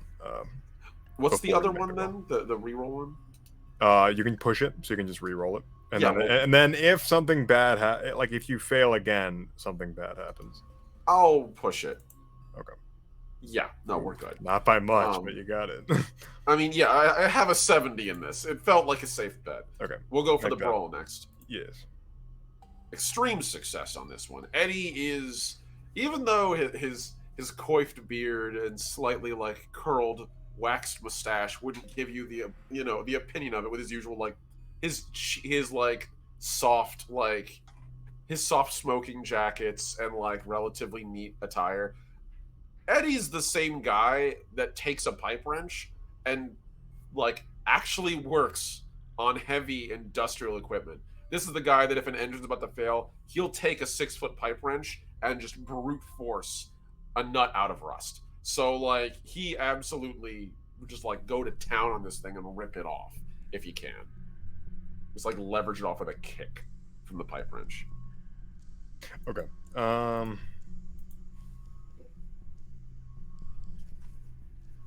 Okay. So the way that you hit it, it like immediately goes to like fly itself back up, and it almost hits you upside the chin. But you are careful enough to where you don't get hit. I figure it's probably not the first time he's had one of these things swing back up at him. So There is able to catch them just into it. Life's asking about if there's an ability to spend luck. Yes, I believe it is. You have to do it before you roll. Yeah. Rather than I think we had the same question before in one of the other prior Call of Cthulhu games, where it's like you could do it, but it's not a post thing; it's a pre thing. Right. Where you just like you overload your roll with automatic like reductions of what you rolled. So yeah. After he just sort of leans into and he just puts his foot and his arms onto it and just puts the pipe wrench till it's lateral and just snaps the thing off and just watches as this thing ratchets upwards. All right. Oh, good work, lad. I'm impressed. And he gives like Leroy a pat on the back. Now let's go up top and see what we can see. Got a bit of a climb. He's going to look up the gantryways. And you have quite the climb to do. Yes. Yeah, we're going to start going up all the fire escapes till we get to the top. Just keep going. He'll have the pipe wrench drawn now, as well as also his handgun. If there's any zombies here, he's not gonna be throwing a fucking rattler at it to get them away. They'll be like, fumbling out of a window or like vibing somewhere so close to be the only reasonable target. So he's more interested in killing if he needs to than, making distracting noises.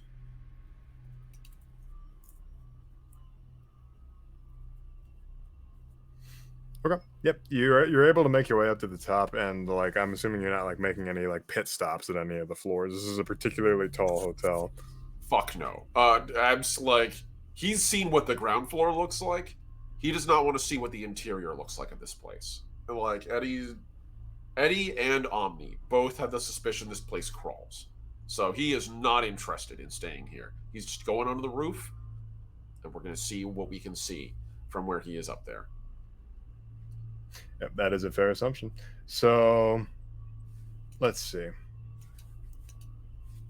Okay, so you're making your way up to the top, and honestly, you're getting pretty tired once you reach the top because this is like an easy 20-story building. And you just climbed up on the second floor. So, as you're reaching about like the halfway point, you notice that there's somebody just sort of like on the balcony, like leaning out, wondering what's going on, and they look down and see you, and they immediately go to like draw a weapon.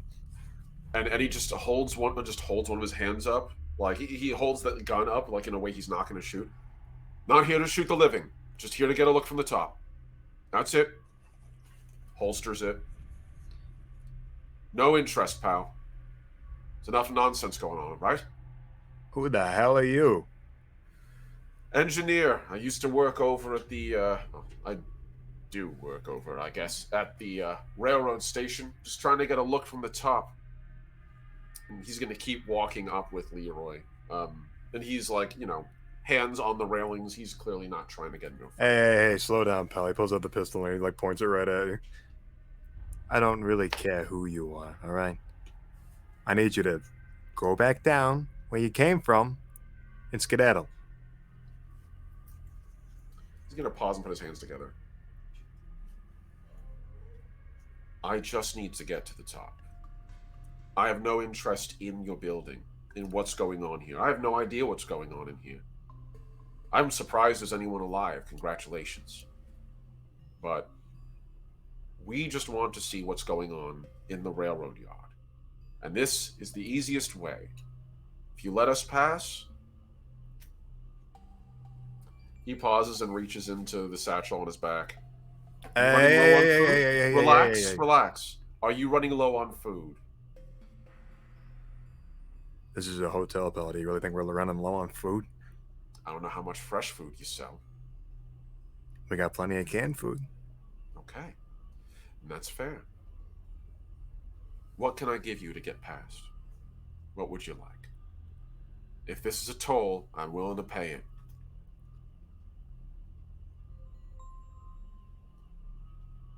Look.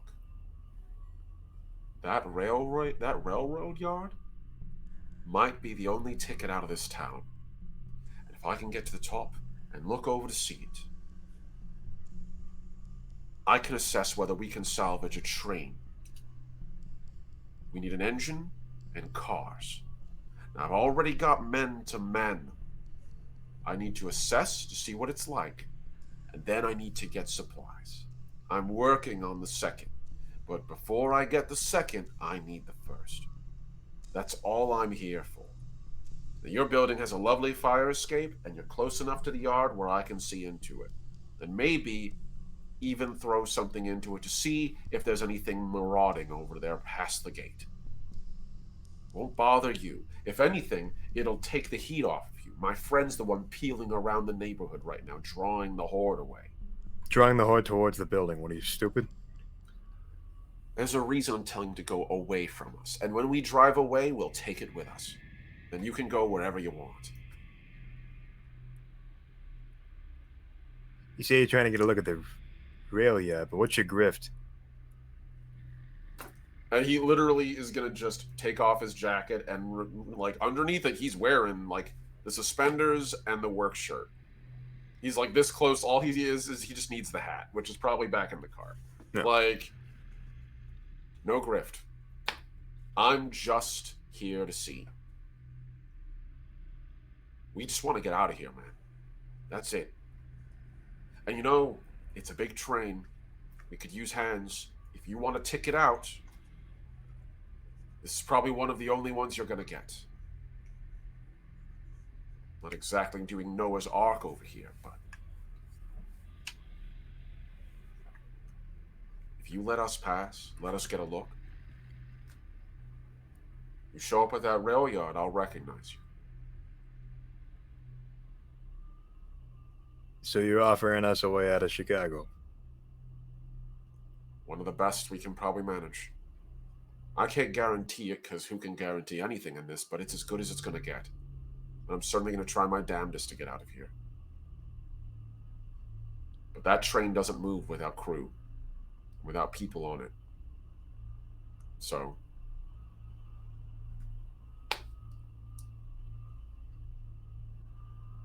He'd take his gun and he'd like knock on the window, and the window would like open up a few short moments later, and then you'd hear him speaking in Italian to somebody.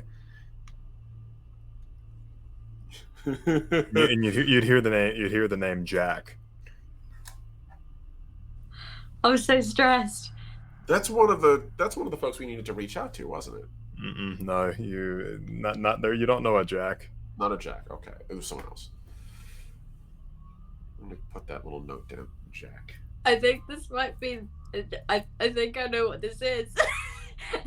I'm scared. You are 1000% right.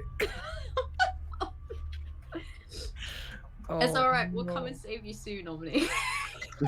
We'll meet up in like the next episode. Okay, let's cut over to let's cut over to Sylvie and Dodger, who are on their way towards the location. Oh yes. Oh, God. Beeline. So as so the whole situation is Dearman is not driving very fast in order to avoid like drawing attention, but there are some stragglers here and there that sort of like trail along behind the car in the same way that a boat tearing through water leaves the waves sort of rippling backward. And he's just sort of carefully like looking in. He's constantly looking in every direction. He's going at like 15 miles an hour, just like nonstop, like hand on the back, looking over through the rear view mirror, looking out the rear view window. All of his mirrors, he's checking them nonstop. Paranoid. What are you looking for? Making sure that there ain't no one keeping an eye out for us. Driving a truck in the middle of downtown Chicago, especially during this. I mean, a truck's gonna draw attention. It's pretty loud. I'm driving it real slow so nothing starts backfiring. Let's hope your car's up to the task. Off, not too far in the distance, you hear like a like that loud like fucking car horn. What in tarnation was that? What the fuck? Oh.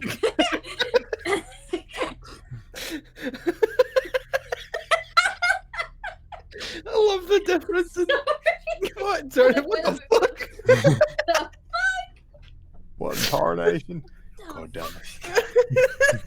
it. So Sylvie's not laughing. She looks very shocked by this very loud noise. She wasn't expecting to hear it. Yeah, I don't think I knew was where. far up ahead, like a couple of blocks forward, you see this car just like whip out in the middle of the street, and it starts like the tail starts like swiveling around, and it starts peeling off down the road, and you just see this absolutely massive horde like falling upon this car. Break! Be quiet. Turn the engine off. Turn it off. You turn the key over, and it would go, and it would just Immediately, Dodger puts her hand on her own mouth and Sylvie's mouth. What in hell do they think they're doing? I'm gonna put a hand over your mouth. No, she's whispering. Oh. Like this car up ahead is making a lot of noise, but 100%. our engine might have attracted. She's not yelling, and then she's gonna kind of watch. She's gonna go. Looks like some kind of distraction technique. That's the only reason someone would be doing that. Are people really that crazy? I don't think it's crazy. I think it's actually bloody brilliant. He'd look over his shoulder and see some dead walking by, and he'd like these old cars, they're so big that the three of you could comfortably fit in the front seat. Like, these things were the size of couches, and he just like reach over and like put both of your heads down at the same time, and just out of like your peripheral, just above, you could see like this swarm of dead just passing by. Make some stealth checks for me. Oh no! It's the motorway scene, isn't it? I know what this is. Just out of sheer panic, I want to hold Sylvie's hand. It feels like a 28 days later kind of moment. Oh no, my Oh, I stealth. love that. Where's my stealth? That's good because I actually haven't even written the number down. Right, let me just roll. Hold on. I need to roll more than 20. And I did. I got 4. I'm safe, I think. Car seats and old cars are great life, but they're also incredibly fucking dangerous. Yeah. No seatbelts. Yep, 100%. So I think I got. Oh, I don't think this is good for Sylvie. Oh no. Is mine a hard state? An extreme success? I don't know. Hold on. I need to get my character sheet up. Because my stealth has 20% beside it, so I haven't put any numbers on there. What does that mean? It should just be the default, whatever the percentage is right next to it. Okay, so 20. Yeah, so stealth is my stealth is at 20. Did I rolled a 62, so that's not great. I think I got a hard success then. Yeah. So this is where I'm going to ask. I wouldn't ask unless Omni succeeded on his previous roll. Would you guys like to spend luck proactively rather than spending it or reactively? Rather, would you rather spend it reactively, like see your roll and then spend the luck to like make the difference, or would you? Problem like is, I'm okay. okay. So I got a good so success. I would have to do. A hard success is if you roll under half of it. It would be under half, and then like a extreme is under a fifth. Okay, yeah, I rolled a hard success, then I'm How okay. much luck? This is going to be basically all of my luck, so I feel like. Oh fuck! Can Can I spend some of my luck to help? Because No, it's gonna be per no, I person. can't take someone else's luck. Damn it! I rolled. Oh. A 60. Let's roll for your luck. Everybody's luck. Please roll an improvement check on your luck to see how much you got for this session. Gotcha. yeah. Thank you. Oh, How does that Forgot work? about that. this might change. Roll a D100. Thank you, buddy. What is that? Omni, roll a D100 because we need to see. Was that a D100? I just did, so that's a success, so I don't get anything. I just rolled To be 4. fair, you have 70 luck right now. Yeah, no, hold on. honestly, I'm doing great. I'm fine. Okay, so what's Hold on. everybody's? I just Yes. rolled 4 twice. You have to roll above your luck to Yeah, to- improve. yeah, it. beat Okay, it. that's fine. So this is the opposite. Okay, I get So it's nothing. not. What if I rolled the same as my luck? That's still technically an improvement. Meets Because the I beat, rolled. guess? So I have It luck is of a meets a 57, beats it. and I rolled 57. Go ahead and roll a D10 to add that to your luck. I got nothing. Merciful GM, thank you. I've just Meets it, beats it anytime. I spent 2 of my I low think rolls now. No. Sheer audacity of rolling the exact same thing. The audacity. The audacity of this bitch. 2? Okay, well. That's something. You can also push, but my rule from here on is if you push something, you can't spend luck on it. That's fair. What's pushing it? Reroll it. And if you fail, something really bad happens. I would suggest pushing it actually. What is your stealth? No, because Goldie? my stealth is 20. The Oh, likeliness of me Okay. rolling under. Make sure you check She's mark. not, okay, she's an actress, okay? She's loud. I know the feeling. Okay, so basically I rolled a 62. I'd need to get it to be below 20, right? So that would mean You'd I'd have to expect do what? 42. 40, pump 42 luck into this. Oh. That. So you Mostly either you can't roll, spend luck when you push. Yeah, I remember either that spend rule. 42 luck or you re-roll it. But like That's like all my luck gone though. That's tough. I don't know. I genuinely don't know. That's a lot. That's a lot because this is a. What is it now? Is it a hard fail? It's just a fail. They're like a fumble would be in like a 99 or an 100.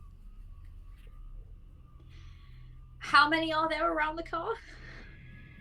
How many have we seen? A small horde. Mm. But you are in a solid steel-bodied truck We are in a very But- well protected truck, to be fair. To be fair, getting caught, regardless, would just leave you completely swarmed, and it would be difficult to get out. I think you should have a fight with Lady Luck. Go for it. No, fuck it. I'm gonna spend the luck. Oh, That's fair. That's hella fair. No, That's fuck fair. it. I'm That's gonna spend the tough. luck. Subtract That is a- 42 If I die points now, from your I'm not luck. gonna get to spend it in the future. That is a tough. I'm gonna decision. spend it. I'm gonna spend what is it, 42 to make it a 42 success. luck. Mm-hmm. I mean, it just means that for the next couple sessions, you are pretty much guaranteed going to be getting luck every time. Yeah, So, yeah. You know, will get I'll that take back in part. I'll take that. Okay, so that's gonna make it into 15. Also, on skills, make sure you guys are marking those when you succeed on them. Oh yeah. Oh yeah, no, I have been. So Okay, she's gonna spend the luck. So I feel like So when you succeed on this, technically, because you spent luck, you don't get the checkpoint for it. So I still have a few marks. yeah, from no, last that's turn, fine. By the way, I still have a couple marks from last session. to improve. Mm. Okay, so just roll a d100 for each of those, and if you roll above, add a d10 to it. You don't have to. Okay, I'll do I that feel- quickly in the background while we're doing that. I feel like this comes out as like as he grabs them to make them go down, she like hits her head on the dashboard and it's like blinding pain and she almost screams, but then at the last second she like bites on her fingers to stop herself from screaming and just doesn't make a sound, but it's like that because it hurt. Yeah, you just hear like this, like you can hear things on the outside on the chassis of this truck, just like scraping against it or like moving by, and you just hear like the nonstop cacophonous roar of footsteps, kind of like dragging, sliding, pushing past the truck, and it lasts. It's kind of like a car wash, kind of like a brutal car wash. You're just sort of sitting there waiting for the noise to sort of end, and after a few moments, it dies down, but not quite. It's not quite dead. There are still some few making their way by you. They're wearing suits. Some of them are in their undergarments. Some of them are wearing dresses. Like it's all manner of people. Oh, sweet God. Working at the car wash. Sorry.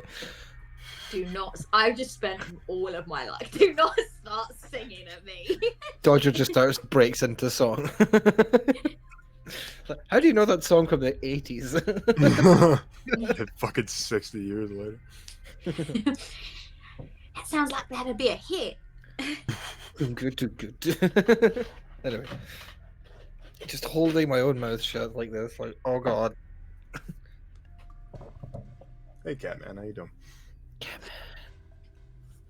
Okay, so it eventually dies, and Dearmid kind of like lifts his head up and like looks over the dash. What a daffy bastard! Will you shut the fuck up? Sylvie looks up with a slight bruise forming on her forehead. Immediately gonna check your forehead, like grab your head and look at it. Already imagining what Hannibal's going to say to you when I've got a bruise on me. That's why she's checking it immediately so she doesn't get killed.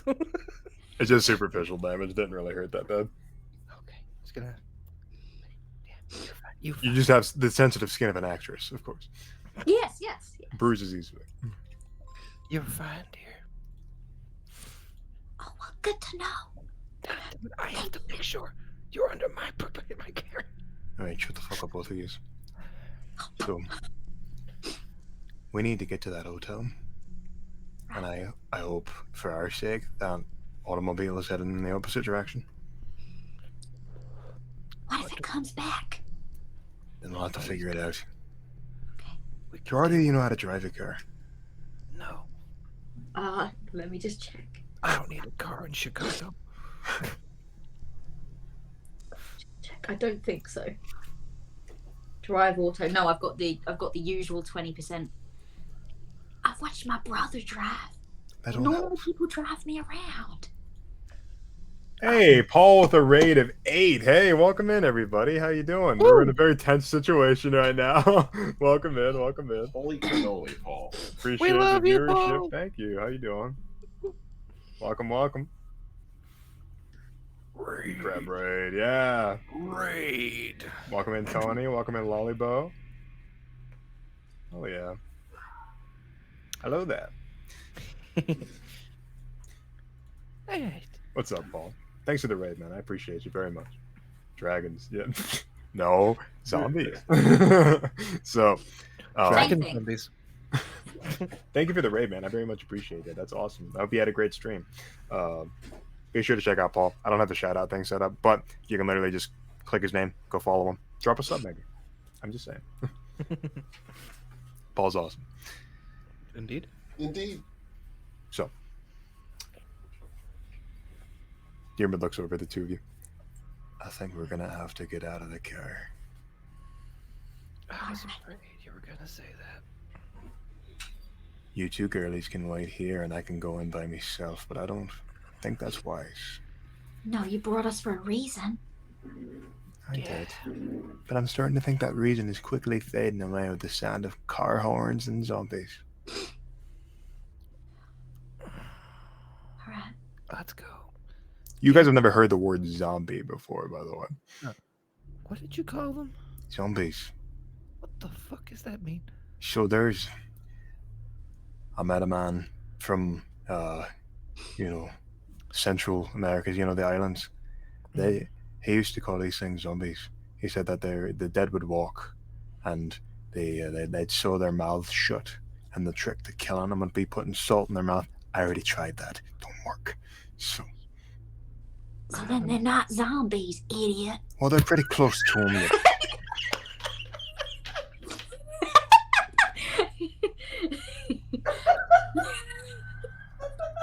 I kind of do feel like that would have ruined the entire fucking, like, everything with zombies ever. If in, like, the original Romero films, they're like, oh, there's fucking, like, they'll be like, oh, the zombies are like, they're not zombies. Do they look like fucking voodoo to you? And like, oh, yeah, no, I guess not. Never called them again.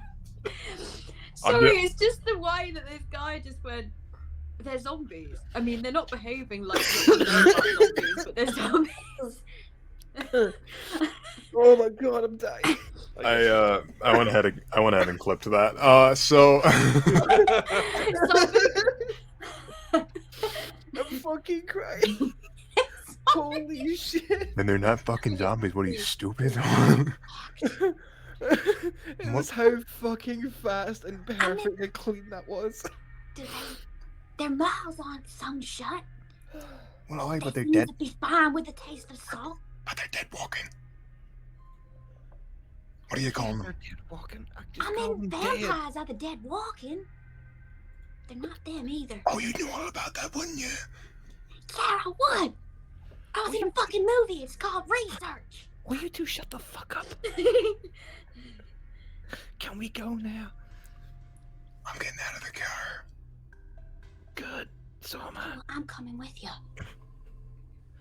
You dragged me out here. You made me leave my brother and Jimmy behind. I So didn't I'm make you coming do with shit. you. Don't you put that on me. You also put me in this situation.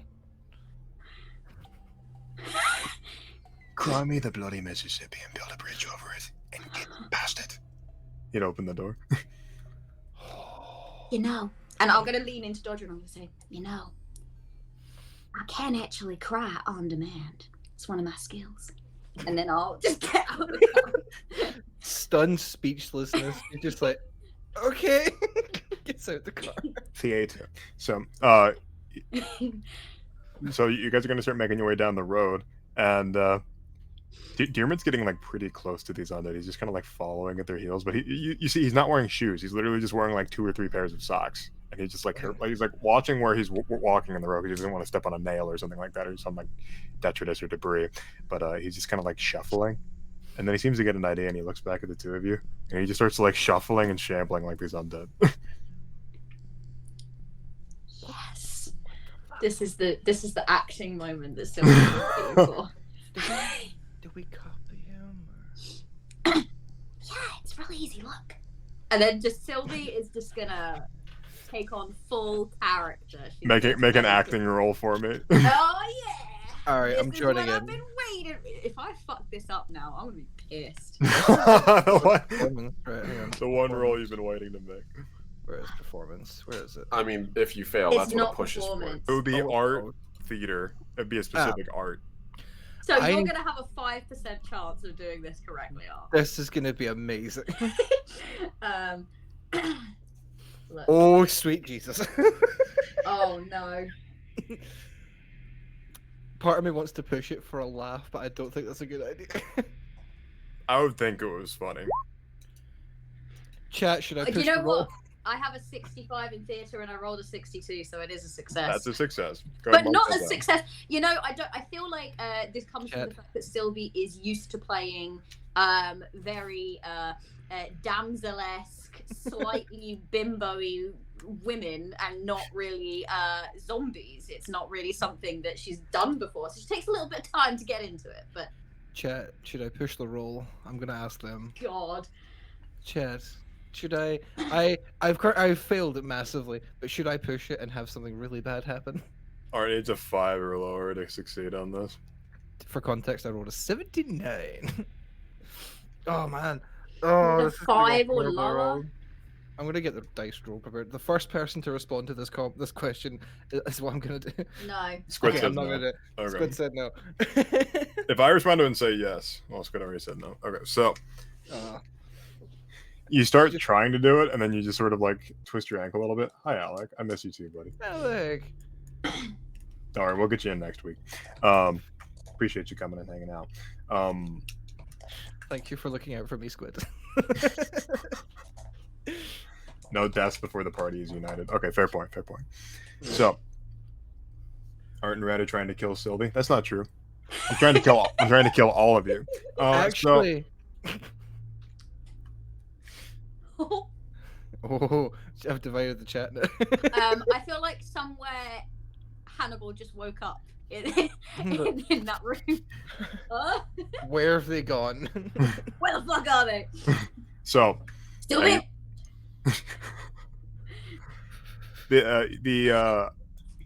your Irish friend is not really doing that great of a job of shambling, but it's not like zombies are like experts on acting, so it's fine. The dead just don't seem to particularly care. He's moving quietly enough to where it's like you, Sylvie, however, are putting on a flat foot for Omni. Okay, that's not applicable to this session, but it's funny. Flatfoot. Every fucking time. I swear to God, if I run a game for you, Alec, I will punish you out of spite. Anyway, continue. I love you, buddy. Jesus. So, Sylvie, you put on an absolute show. You're sort of like, you like drop one shoulder, and you sort of like dragging yourself along by your complete right side. And I'm trying to show him how it's done. yeah, you get really close to these zombies. You get in like spitting distance of these undead creatures. These walking.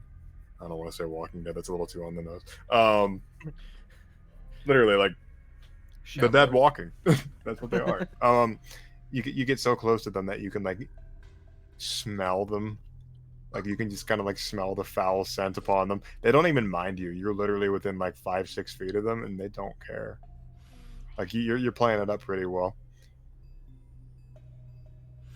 I hate this so much. Do you know what I'm imagining right now? Do you remember? Have any of you seen Shaun of the Dead?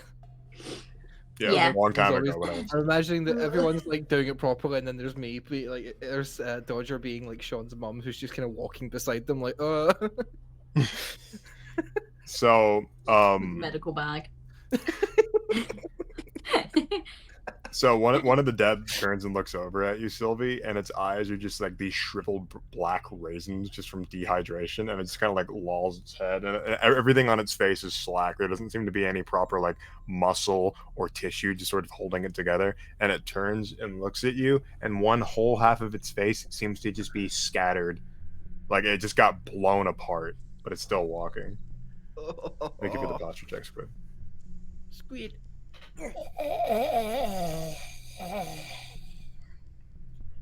Did you say I need to do something? No, it's just looking at you and making a noise. Are you gonna react at all? I'm gonna just try to not look at it. Okay. And just go. Pardon It me. just makes some grotesque noises. Just. And it like turns back and I feel like she would try to emulate the noise. Like she's pushing the acting skills there. Peggy's good. Yeah. Would you like to show Twitch chat your zombie noise skills? I kind of do as well, but I roll No. terribly. I would love to hear that personally. That's good. That's good. I pretty like that. There you go. Excellent. There you go. Twitch. Depending on how well you did, I was just gonna completely like ixnay your roll and just be like, okay. My roll was not bad. Yeah, your roll was a success. My roll. It's fine. Can I ixnay Art's roll? With my great talent? Do I have to do a terrible zombie noise because I rolled terribly? What? Ah. So, yeah, no, you hear Dodger attempts like to sound like these things, and it like this thing turns its head unnaturally. It's just like, and you hear like this, like a bunch of like strings just like cracking and popping and splitting at once, and it looks back at you, and then you make your undead noise, and it just kind of like lulls its head back forward, like it's just another noise that it does not care about. Because it cares about this car horn that's heading towards, right? Oh, 100%. It cares about Mm. everything in the street. As you get close to that's just the one undead that you're close to. Scattered are dozens of them, and then further ahead they are even thicker. They are shoulder to shoulder. It is like a train car during rush hour. It is. Oh no! It is dense. It's like a concert. Yeah. It's like Oh, one no. of Bacon's concerts. Yeah, that's accurate. Space zombies everywhere. I'm coming to take shit away. Just cyberpunk zombies. Okay. Listen, that is a game I want to run. Soon. So Soon. you make your way up the street into this hotel, and you're at the front door, but clearly the front door is just completely locked. Like it doesn't take a genius to figure out that it would be locked. And the most uncomfortable thing about all of this is that you are brushing shoulder to shoulder with these creatures, like what remains of these human beings, these empty husks of predatory instinct. And some of them body check you so hard that they almost send you to the ground. Oh no! But you hang in there. I hate this. What's everybody's strengths? Oh, something I actually have a little bit of. 60. That's it. 65. Not that it matters, but just want to let you know. Oh, that's good to know. You're strong. 30?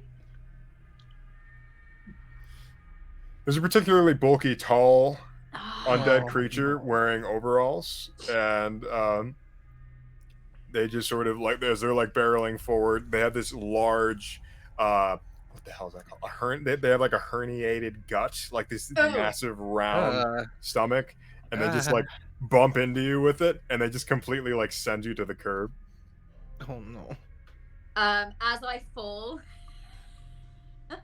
I just take that moment where I just prepare to absorb the pain of falling, and not make a human sound, and then I will let myself fall behind for a minute and begin to crawl like that one zombie that I shot in the leg that fell over, and then continue to crawl.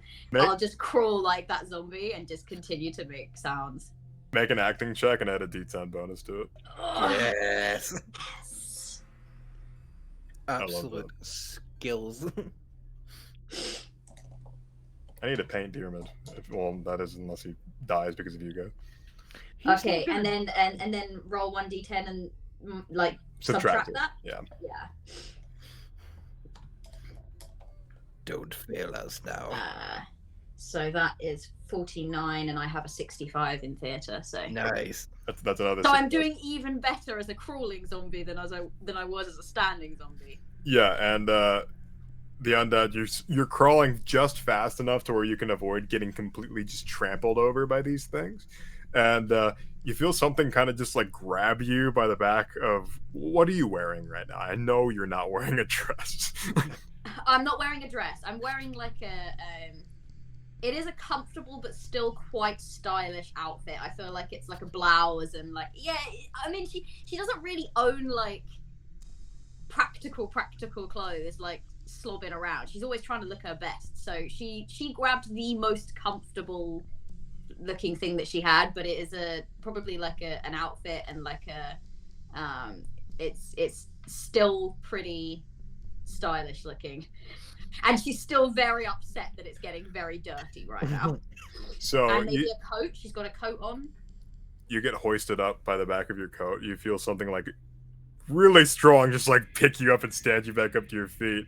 And it's a slack-jawed Diarmid with Dodger in tow, and he just looks at you like, "How the fuck did you survive that?" Like,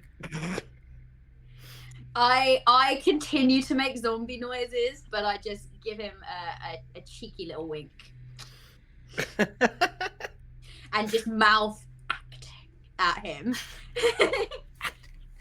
So he lifts his large broken nose, and he like gestures it towards the not broken recently, just broken period. Crooked nose is the word I'm looking for. He points towards the alleyway with it, and he's like shuffling that way, and he kind of like walls his head over and looks back at Dodger, makes sure Dodger's still following, and so Dodger's still like, yeah, she's kind of just walking normally, but like just not saying a word. She's just like, So, she's not even making zombies. She's going, the dead in the alleyway are particularly thick, and you see Diarmid just like trying to like push through them in the way that like herniated zombie did, and he's just like using his shoulder to sort of like check his way through and make a funnel for the two of you. And he's not the greatest actor. He's also like physically moving and like harming these things. So they start like looking at him. He is not wearing just a sleeveless shirt right now. He's not that stupid. He's wearing a full like overcoat. And the dead start to seem to take notice of him, but the two of you are in the clear. And he gestures like he doesn't look back at the two of you, but you do see that there is a ladder from the fire escape that is let down. You don't even have to. Oh, actually, that's right. Omni busted it back up. So good luck. oh. You're gonna have to find a way to manage to get up. That Sylvie is having a look at as she looks around that she thinks she could use to maybe attract the attention of these creatures more than Diarmid is.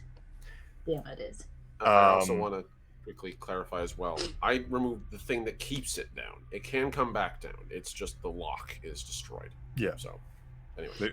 So you could bring it back down.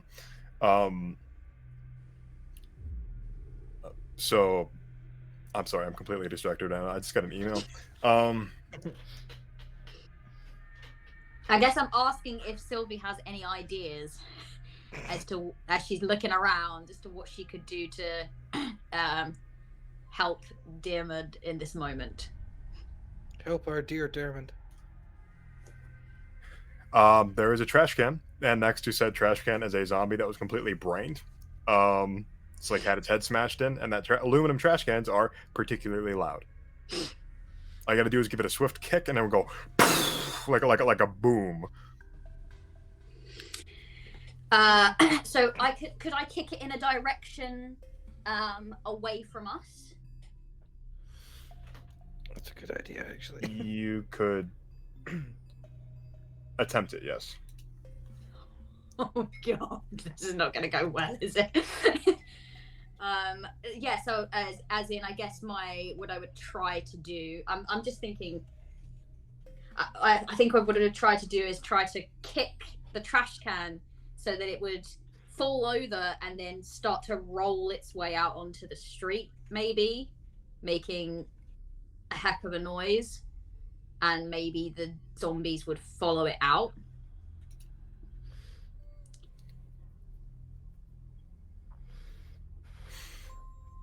This is so intense. Yeah, you guys are shoulder to shoulder with the dead. But then, Can you what I justify a guess- check for this? Can you justify a check for this?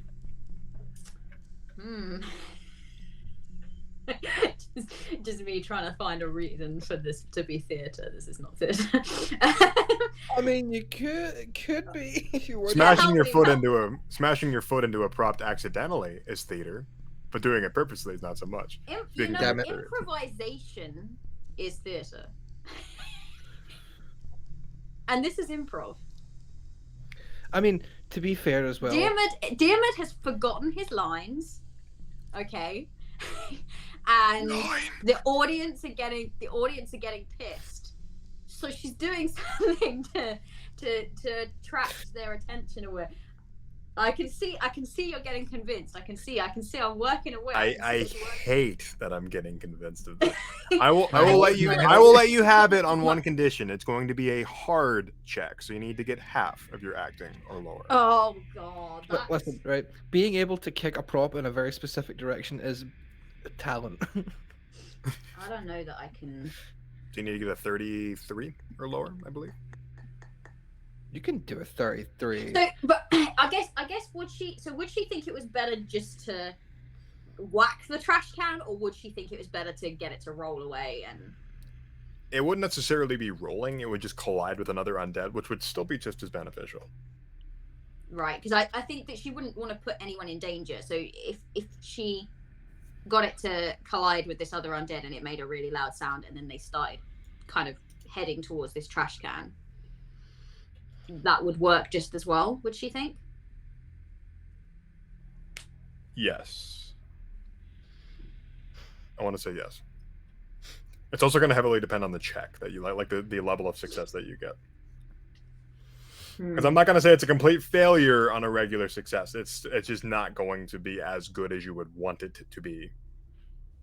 Does Diarmid seem to be heading towards the ladder? He is. That is where his eyes are seemed. They seem to be focused upon that. All right. God. Okay. So half. Are you saying of my theatre? You would need to roll a 33 or Yeah. lower, Yeah. which is... But then I don't know that I've really got anything else. Any other? I have no charm. idea. I can't really charm the bin into doing like make a sound. It just rolls away itself. Breeze. No, I've not really got. I've not really got anything other than theatre, to be honest. Oh boy. Look, this is just me trying to. I'm trying to live up to the 80 idea score. So this is all I'm trying to do. You can do it. I believe in you. I don't know if I believe in me, Believe in me that believes in you. but all right. So shall I just roll then, Red? You can do it. Do it. Oh God, this is gonna. Do it. Ah, nope. That's still a success, though. Yeah, but it's not. Do you have It would've 22 been- points? Do you have 22 luck to spend? No, I do not have 22 luck because I spent it all not being killed by a small horde of zombies. You could always push it. It's gonna go really wrong if I fuck this up, isn't it? Oh yeah, I'm gonna give you a little. I'm gonna be completely forward. Yes, it will. It will go really, really bad, and I will not say what exactly would happen. I'm just going to say it's not going to be good. Well, we know what's going to happen. The zombies are going to try and eat us. You know what? They're not zombies. First of all. Oh, my apologies. Secondly. I'll just fuck myself. Oh God. Oh, Catman Jones says push it, so I say push it. Catman is always right. Push it. I just don't want Sylvie to die. I was so scared that Sylvie's gonna die. She won't die. She can't die. I will physically fight God for you. It's fine. This is gonna Roger's gonna go fight God. so I should wrong. say. This is I am going to point so out we are wrong. playing Call of Cthulhu. Fighting God does not end well in this system. I am a You're nerd. correct. I can do this. Speaking from experience. Mm-hmm. Oh, Okay. I know how bad Call of Cthulhu can be. I've played And it. I can't put luck into a pushed roll, can I either? So it's Mm. gotta be below. No, I'm scared. Do it. Just push the button. Push it. Okay, I'm gonna just push it. Oh fuck! Catman, you've killed us. I would like to point out that technically, Oh everyone fuck! who advocated for this, Oh no. or probably even me or the dude you're with, because we're all here. So we're all in this. As a game master and as a storyteller, there's nothing better than seeing the results of your actions. And Well- I often find that failure is significantly more interesting than success. I hate this. I don't like that you're dragging it out. So, let me give you a bit of brevity here, because Natisha is in the chat, and I wanted to thank Natisha. Natisha just donated to me on coffee. Everybody knows I've kind of talked about that I'm in a bad situation. Natisha just donated $100 to me on coffee, and when I said earlier that I got an email and it made me pause, that's why. Natisha, I cannot thank you enough for your donation. It means a lot to me, given the situation that I'm in. Being able to keep doing this and feeling good about it, and being able to play in these games and do awful things to my players, which I'm about to do, don't worry. No. Well, you can't do that now. That's a really nice thing to happen. In Right, so I'm cushioning it. Because honestly, I need some like horribly bad shit to happen so I don't go into tears right now. But genuinely, thank you, Natasha. I don't know how I can ever thank you properly in words please. and be it talking, be it writing. Thank you, seriously. Punish them. Okay, if that is the way I can if that is the way I can appease you, I'd be more than happy to. God damn it, Shady. So you reach out and bang on the trash can. And it works. All the dead turn to look at the trash can and the closest person to the trash can.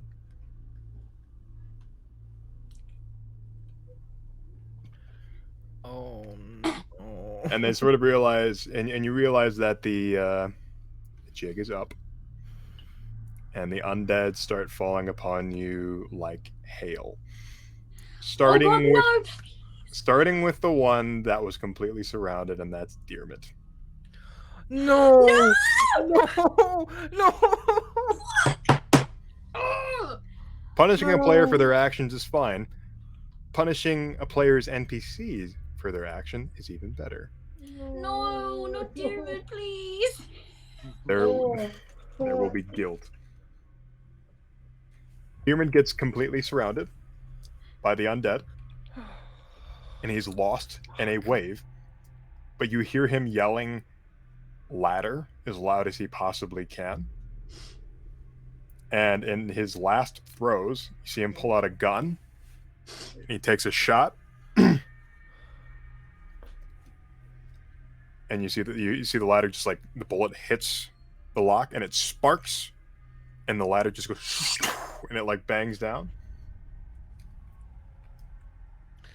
No. No. Climb the ladder.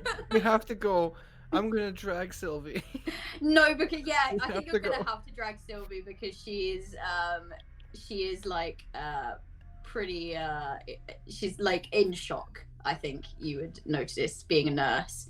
Come on, Both, Sylvie. We have both to of you go. make sanity rolls for me. Oh fuck! Oh, motherfucker. Let's deal with those. My rolls have been Oh. shocking. Okay. Oh, I got a success. That's a success on your sanity? Yeah. You have a really high sanity. That's a Yeah, yeah. success. Yeah. Are you sure? You do have to roll below your sanity. Yep, and I did. Okay. Just. Jesus. Wow, you Do you want are one She's a sane nurse. motherfucker, aren't you? She's a nurse. She's seen some shit. Okay. Oh, now I roll low. Okay. Each of you are still going to take a d6 of sanity apiece. Oh god. Oh God. Okay. Would have been a lot worse otherwise. Oh yes. Oh no, don't worry. I'm rolling this for you. Oh, you are. no. Okay. I thought we had to roll it too. Each of you take 5 points of sanity damage. Well, one this isn't Sylvie's first rodeo in sanity damage. How much was that? 5, you say? Mm-hmm. I had to do some maths in my head and I forgot the number. Thank you. You're fine. I'm so mad. I like Diarmid so much. Red. Yeah, I'm just actively dragging Silver towards the ladder. I just Now I'm work here. sad. I can only save one of you, and you're the one that's not bit. Now move. You So- know what that means, though, don't you? You know we really have to go save Omni now because neither of us can fucking drive, don't you? Yep. we need to go. Get up the ladder. I'm gonna push you up the ladder. Like, come on. I'm not go. sure if temporary insanity triggers yet, Squid. I actually have to check and see. Temporary insanity. Yes. So if you lose enough sanity in a single session, that you can experience a bout of temporary insanity. Yeah. So, oh no, I was already looking it up when Squid said that. Like, yeah, no, I was already Squid. in the process of. Squid is not the one that brought this on. You lost 5 or more Stop. points as the result of a single sanity roll. Yeah, so absolutely, yeah, you are so right, Squid. Yeah, it does trigger. So, Fuck. make an int roll, both of you, please. Mm. Flat An int. intelligence roll. Yes, flat int. Okay. Where's my intelligence? That is a success. That's a success for me as well. You guys Nice. both succeeded. Yeah. So you rolled below your intelligence. Yes. Okay. You fail. So let's see here. What? Huh? What? Hold on. What? So Excuse me. Are Did you you- making this shit up now? no, 100% not. Excuse me. So the This game is flavor here ruthless as is fuck, guys. the This is flavor about right. here is if you failed your intelligence check, you don't fully comprehend what's going on and it becomes a repressed memory. You're intelligent enough to fully comprehend what's going on in the moment, therefore you are experiencing a flight of insanity. That is how it works. So I will read what happens here. Oh no. You so temporary insanity begins and it lasts for 1d10 hours. So I will let you guys roll that. Oh, great. A Watch me 1d10 roll a what? fucking 10. 1d10 hours. Watch me How roll a many? fucking What? 10. Yep, I knew that was gonna happen. I'm not gonna lie, that's actually pretty generous for a bout of insanity. Only 10 hours. 6. I'm gonna So- be 6 hours. 10 fucking hours. Oh god. of Maybe I insanity. need to rescue you fuckers. Can you each Omni, also help roll us. Can you each also roll a d10 for me again? Sure. 1. Come on. How did I roll Yeah. a 10 and then a 1? It's backwards. 3? What does this mean? I'm scared. So here's what's gonna happen. Oh. Let's see. See, do I want this to be? Oh, it's the table roll. Oh, fuck. This is temporary insanity. Oh, fuck. So We might not last long enough for this. Dodge is gonna go insane. Welcome to Call of Cthulhu. I It wouldn't hate be it. Call of Cthulhu without a bout of madness occasionally. You know what? Sylvie's really fucking missing Hannibal right now.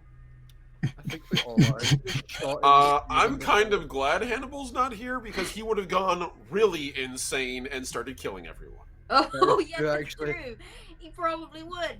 the war Okay, so dead. this isn't gonna last for hours since there are other investigators present. So I don't want this to last for hours.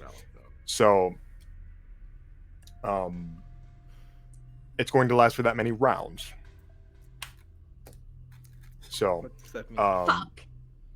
So one of you rolled 10. Art rolled 1. Art, since we're doing real time, for 10 rounds, you have no memory of the events that have taken place since you were last in a place of safety. So you're completely you're going to be an amnesiac when you get to a place of safety, or after the rounds are over.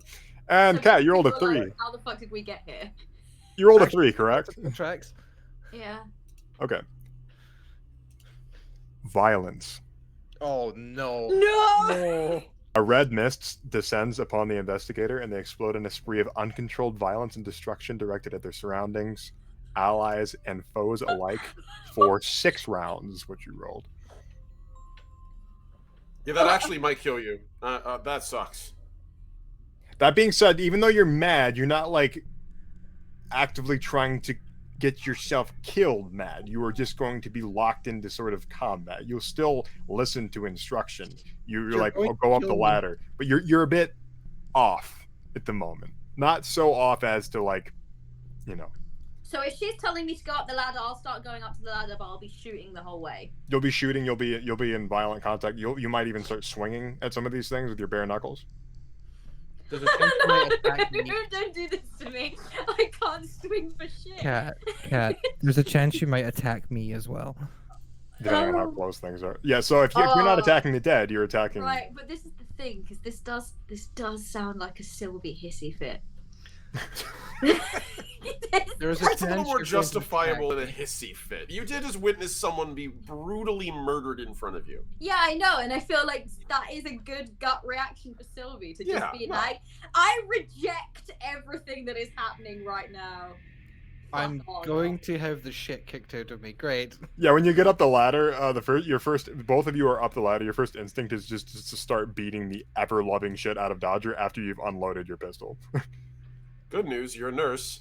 Probably are used to it a little bit, unfortunately. Right, It's so okay. are we going up the ladder? You're We're up the ladder.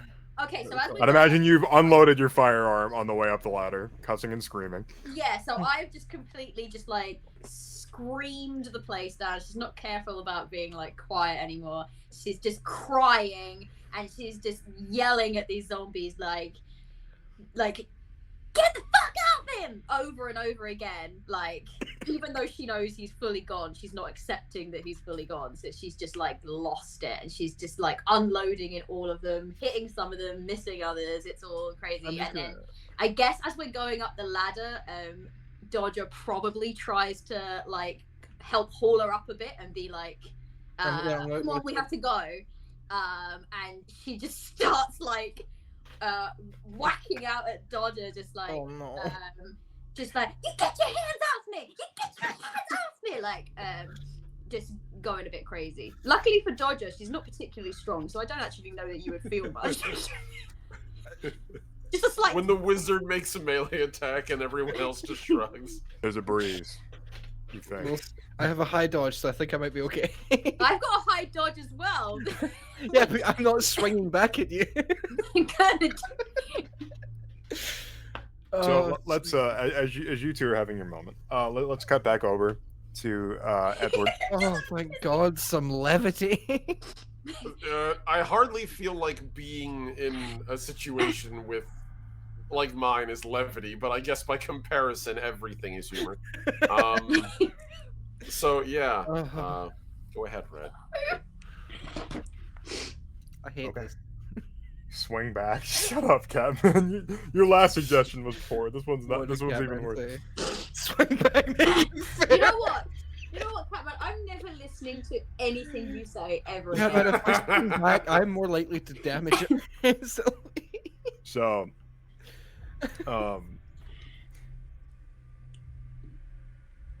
Edward,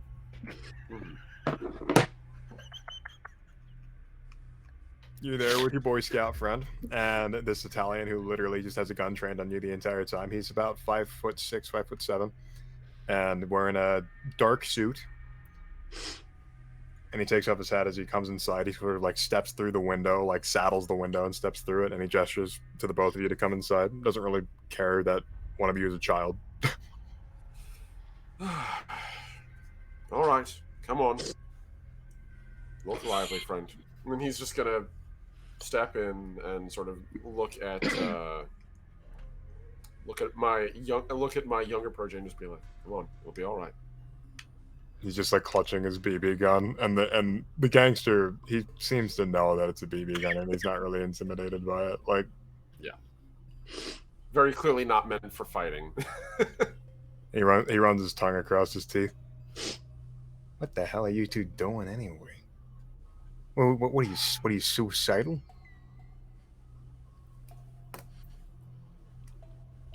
I'm gonna crunch a very quick set of numbers for you. How big is this city?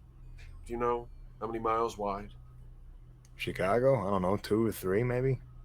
Okay. Being so densely populated, how long do you think living here, surviving here is going to be viable before we all just die from dumb luck? I'm taking a chance. I know steam automotives. I know how to get them moving. I know they're reliable. I know they can move through some significant obstacles, and I highly doubt there's enough zombies in the whole city to derail a train. What's your education, Edward? Pretty fucking high, actually. It's 60, so he's average. He's pretty solid. Like, I figure that's like a moderate degree of college education. 60 is high school.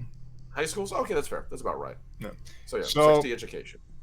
You know that Chicago is probably anywhere between 2 to 3 million in population in this era. So there's a lot of dead to be had. Or saved, as Right. Chuck was calling. Several million humans, former humans, and every day that we're here, more of them become like that. I Okay, wasn't yeah, the kind of okay. kid to drop a caterpillar onto an anthill, but I imagine that's what this is. Okay, buddy. Then we're the caterpillar. Look, I don't need some sort of philosophical lesson here. Come with me. Jack wants to talk to you.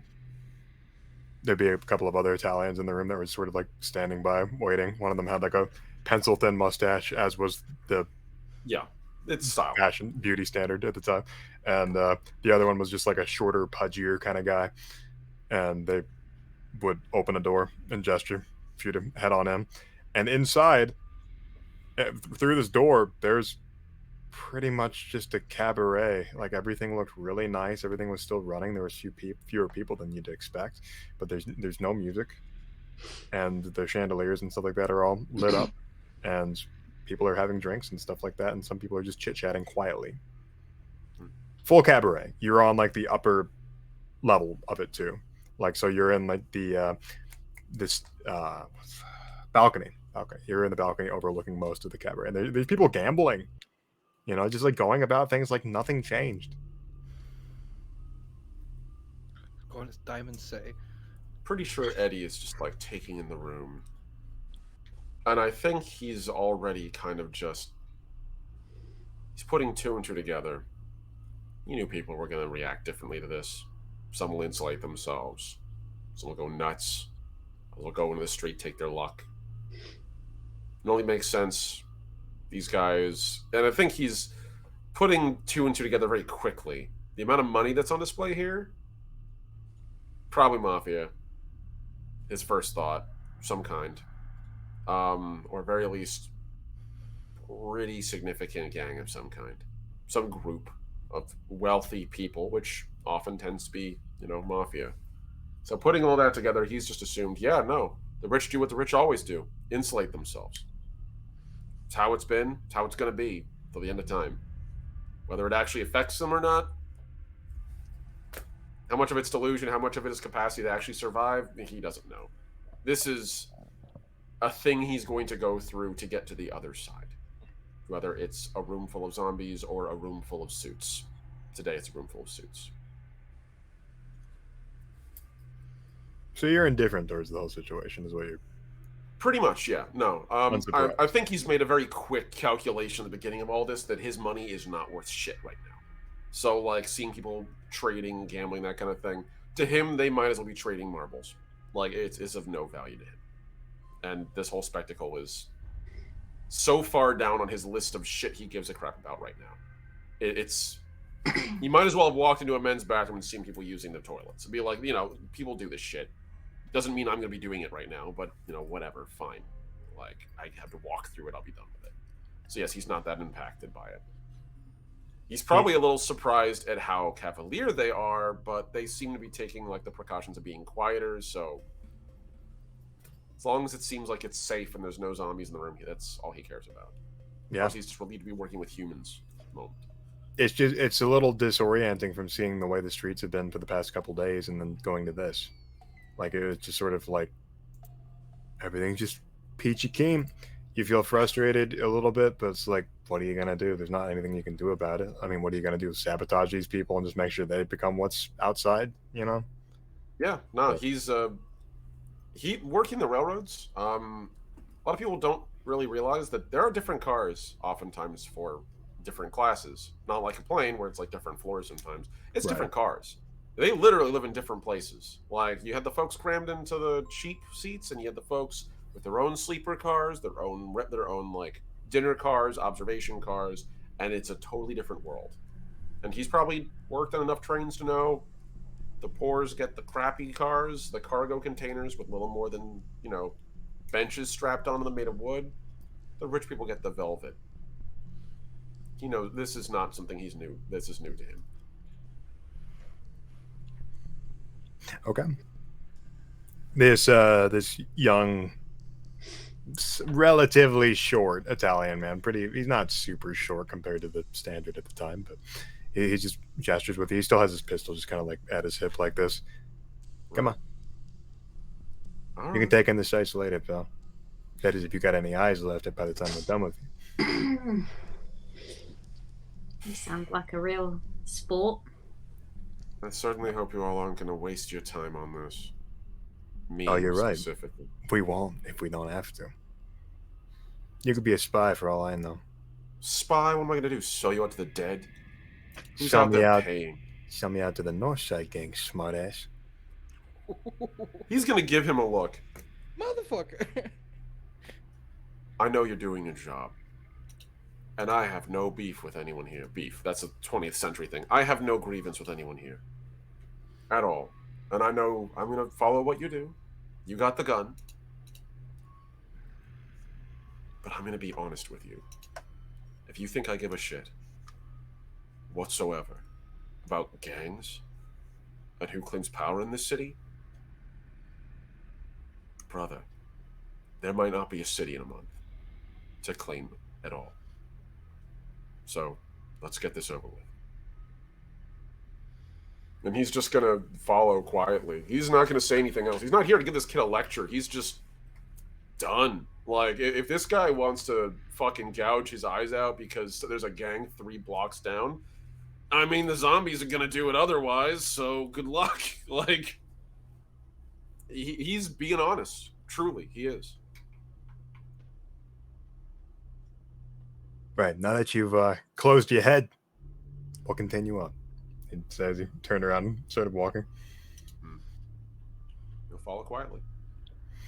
He leads you to a pair of double doors, and he like knocks in a certain way that's like a pattern, just like.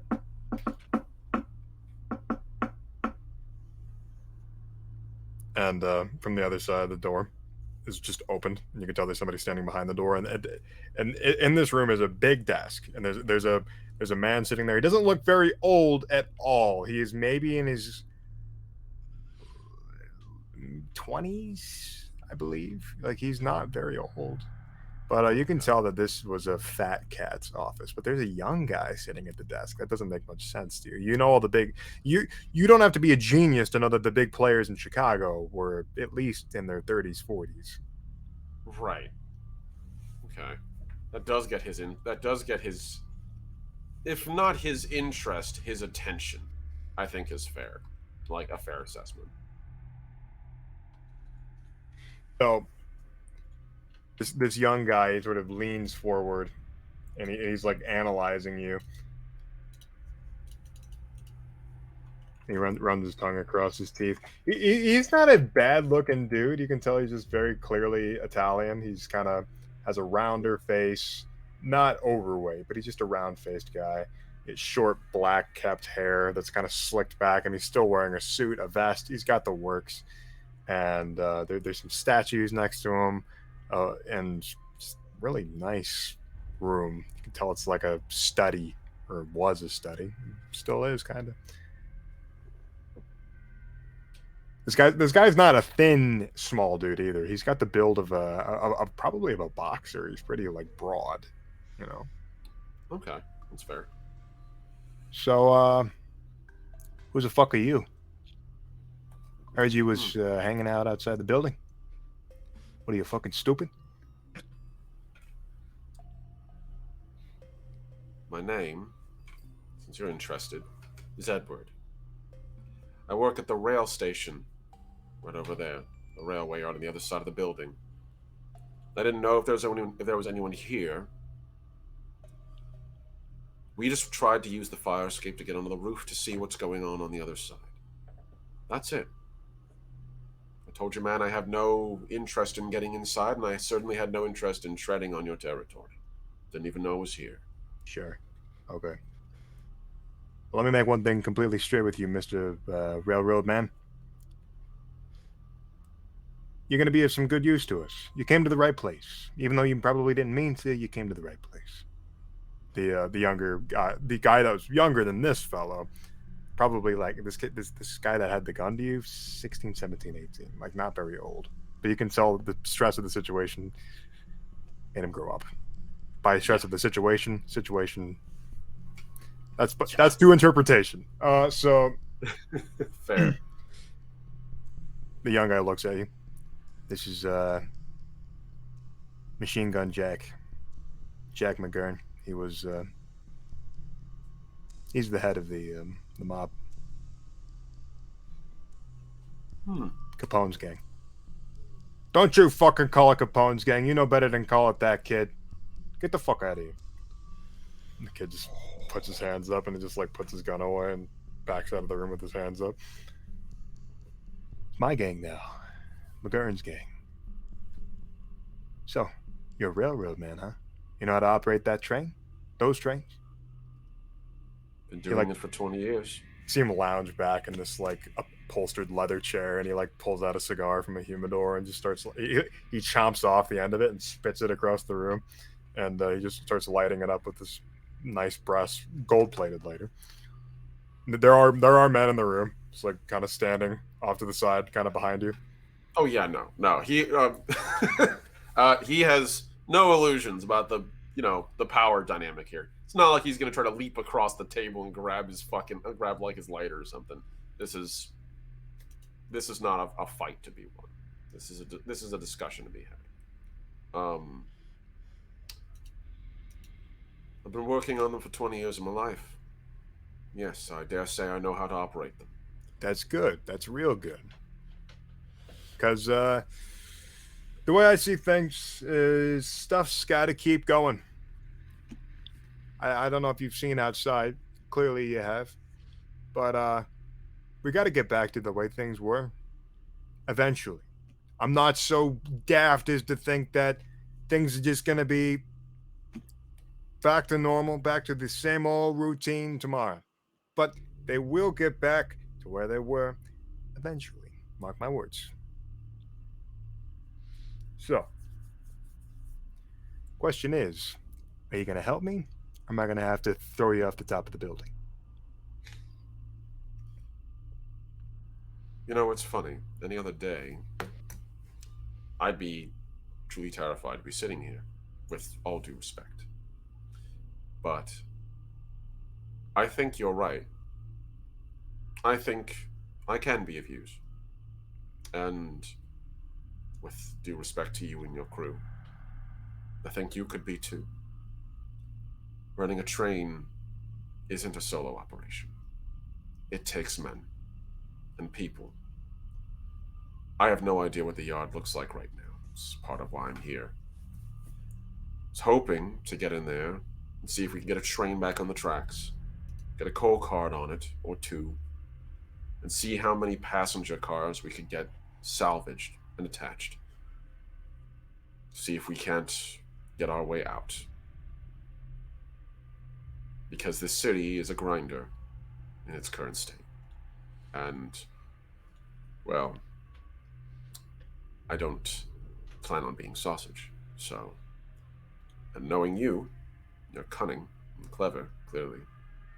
I know you're just as keen to avoid that. So, yes, I am willing and eager to get a train running, but I will need help. I've got already bodies to a degree to help getting it going,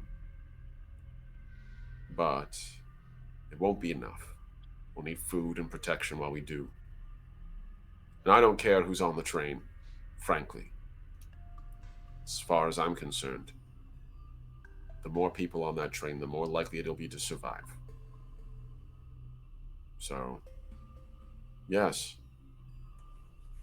I'm more than happy to help.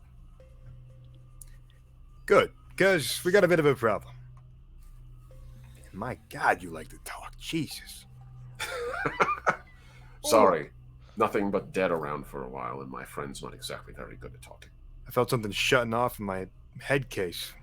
Anyway, got a bit of a problem. Northside gang. They had the same idea. One of my boys, they got in, they were over-listening to Gusenberg. Gusenberg doesn't like us very much. Been plotting to kill me for a while. I know it. I could smell it on that fat fuck's breath.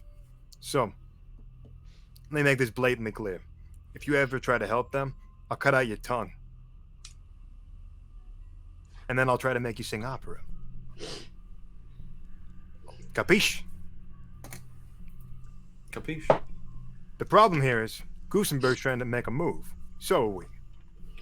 Gusenberg, you know, north side. But us, we have the advantage. We're closer to the place.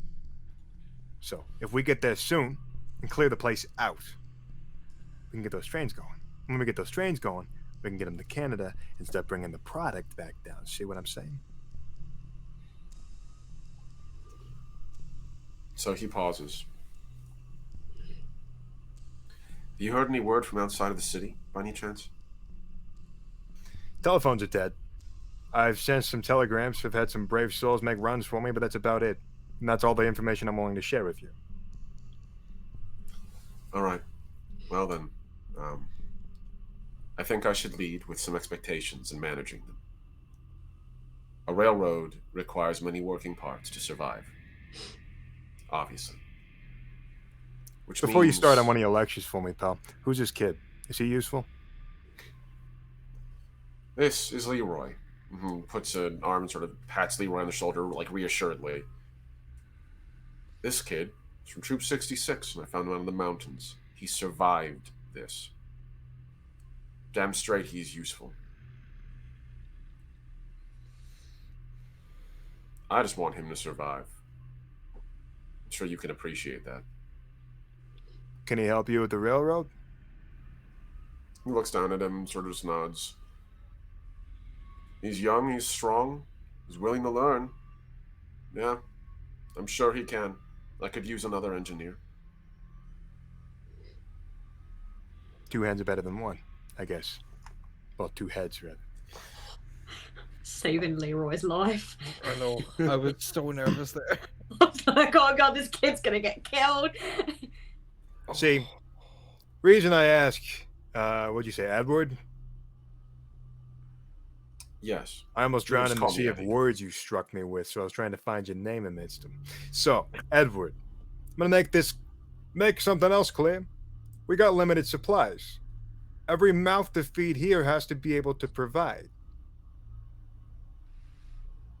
Moment you become unable, you're gone. I'm not gonna kill you. I'll just throw you out to the birds. All right. Then I suppose I should, again, manage those expectations. Yeah. So, No, here's another expectation I have, pal. Mhm. Okay, you listening? He'd stand himself up and he'd walk over. And I don't believe this guy was very tall, but I just want to look up how tall he was. He's Italian, so I don't expect him to be extremely tall. But yes, Jack McGurn was a real person, by the way. Yeah. I don't think his height's listed anywhere. I'll just say he's average. We'll say he's like 5'9". Okay. He walks up to you and he's like taking a drag on a cigar, just his nice cigar, and he inhales it, which is not something you do with cigars. If you bring anybody back here that can't pull their weight, I'll kill them in front of you. Now I got one more question for you before I turn you loose to my boys. Who the fuck was driving that car? One of my engineers. Served in World War I. Spent a great deal of time working on the trains. You'll want him alive. He's the one who's trying to distract this. And when we were done, we were planning on leaving and drawing the swarm with us, away from here. He's also a hell of a wheelman, honestly. One of my boys was keeping an eye out. Saw that. Thinking about clipping him. But he could Tell be you right now, he's good with a rifle. He's good with steam engines. He's useful. The moment that he isn't.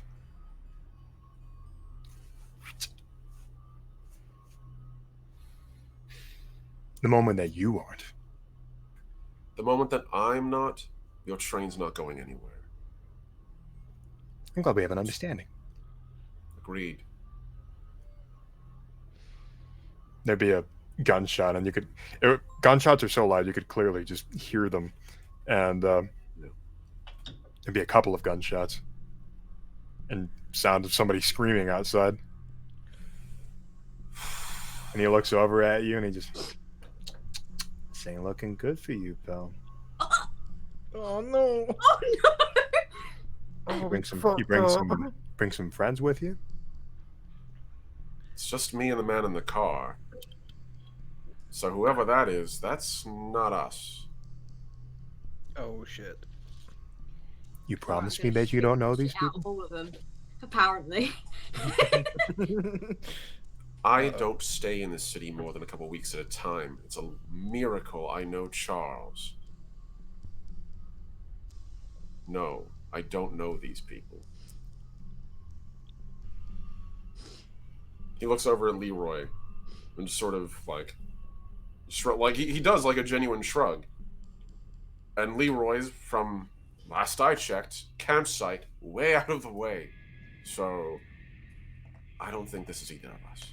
We came in a Ford Model T. Hardly a bus by any definition. He'd look over at the two men, and he'd nod his head, and they'd both of them would lead you out of the room. And Before he goes, he would hold his hand up. I need to talk to you quickly about this before I go. You need to know it. I don't need to know anything. I need to know what's going on outside first, so you can hold it for a moment. Fine. And he's gonna go outside, let them lead him.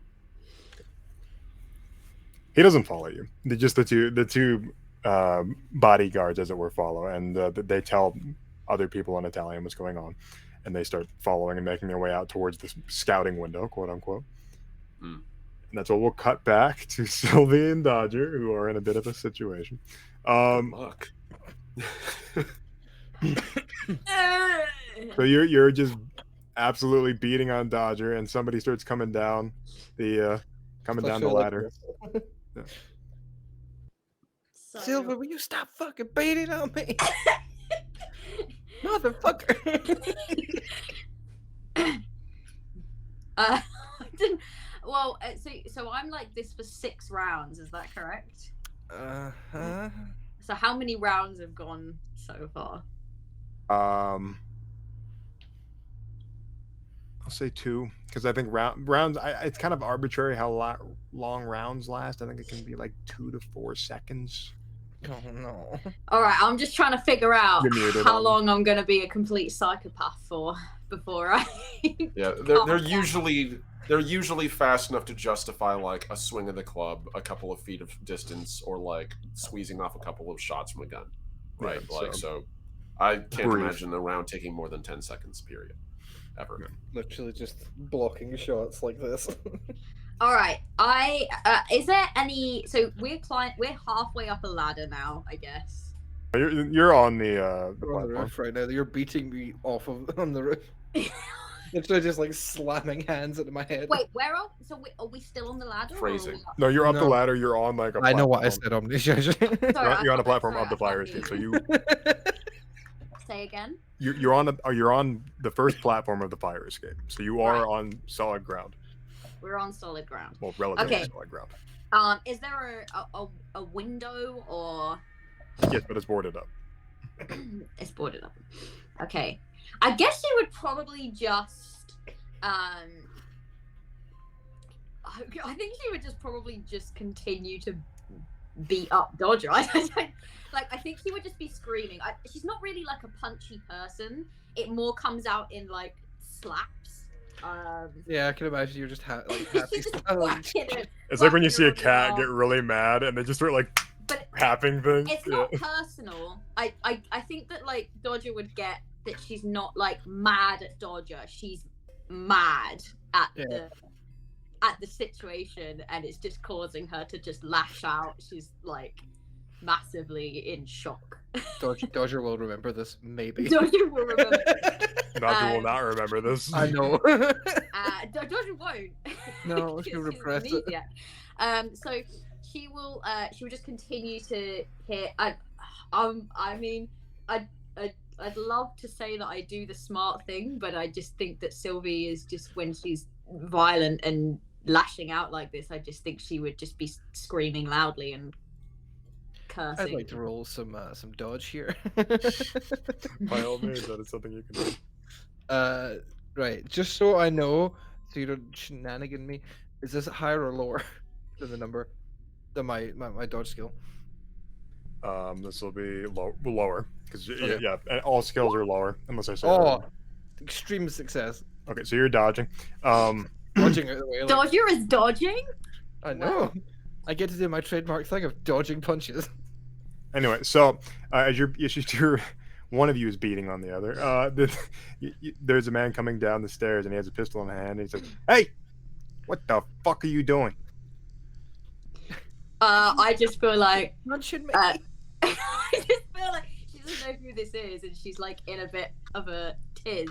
So I think that she would just look up and just be like, "You shut the fuck up, or I'll start it on you." And then she'll just continue on Dodger. Hopefully, she just comes across as much of an unhinged, but not threatening at all person. Yeah, no, he starts coming down the ladder. "Hey, you two fucking listen up. You better shut the fuck up." It's a bit late for that. He's gonna have to pull these women apart. Yeah, he is. He's gonna have to like come down and like split the two of you up. He's gonna like get between you, and he's gonna point the guy specifically at Sylvie, who's the one that's like nonstop wailing on Dodger. "Would you relax?" Did you just tell me to relax? "Yeah, I did. God What are you damn gonna it. do about it, Toots?" Oh. Oh! No. Oh! Handbag's coming out. Oh, Jesus. I'm gonna take a swing with the handbag at him. Start making attacks, I I guess. don't know. I just think that I would really love to whack a mobster in the face before I die. Clearly. Oh, this is going great. Go ahead and I make feel an like, to be attack. honest, I feel like Red would have really just said, "This is not a good idea" if I was in any real serious danger. I will neither confirm nor deny. Oh God. I'm just gonna. I guess like we're kind of getting through the rounds now a little bit as she's just like screaming. So I think what she's starting to do is the vitriol is starting to come out of like the anger, but she's starting to cry now. So, which I think that this is going to make him super comfortable. Where to just have her start like wailing. But she will just try to like put out like a really pathetic swing. There's no aim in it really. She's just swinging out, and he's in front of her. So He's just gonna like put his gun away as you're just like beating him, quote unquote, and he's gonna like hold your arms and look over at Dodger, and he's gonna give you he's gonna give Dodger this look like, what the fuck is wrong with this woman? We just wait. Am I in a safe place now? Well, Yeah, you are. You're no longer being beaten. So does that mean I now forget everything that just happened? Yours is gonna last longer than Sylvie's. I know, but like, does it happen now, or do I have to wait till later before I go, wait a minute, where am I? It's gonna be. I'm gonna say, since you rolled so high, it's gonna be till you get to like actual safety. Right now, there is an unknown person, and they're still dead crawling beneath you. Okay. Okay. And she's just gonna look up, like holding her forehead, like ow. And goes, we just lost a friend down there. She's a bit upset.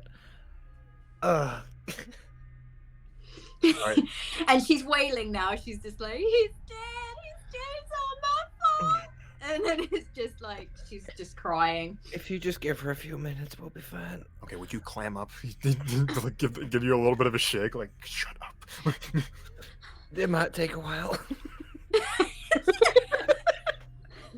We're just turning a conversation with a mob into a comedy. I'm still holding my head, like, Do you have somewhere we can hold up inside for a little while? Yeah, I do. Listen, I'm a nurse. If you have anyone that needs medical attention, I'm more than willing to trade some of my services. Just let us sit down for 5 minutes. You clocked the belter in the forehead. That's why she's like. Just looks at the two of you like, God damn. Are you okay? You look at Sylvie and he kind of like forced that out. Like, I don't want to ask this woman if she's okay. Where is she now? Is she calmer now? You're calming down. I'm sorry. And then she just like, I think she's starting to come back a little bit and realize that she doesn't know. She's on this building. She's trying to like regain the memory of what they were doing here.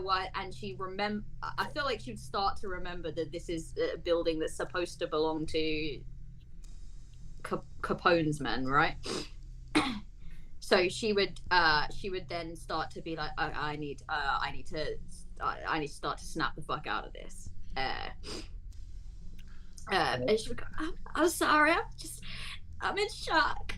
You know, I'm a little hysterical. Just, can we go inside? I accept your apology. I'm sorry, Dodger. And she's just like, she's putting a little bit that she's still crying. I mean, the tears are real. She is crying. No.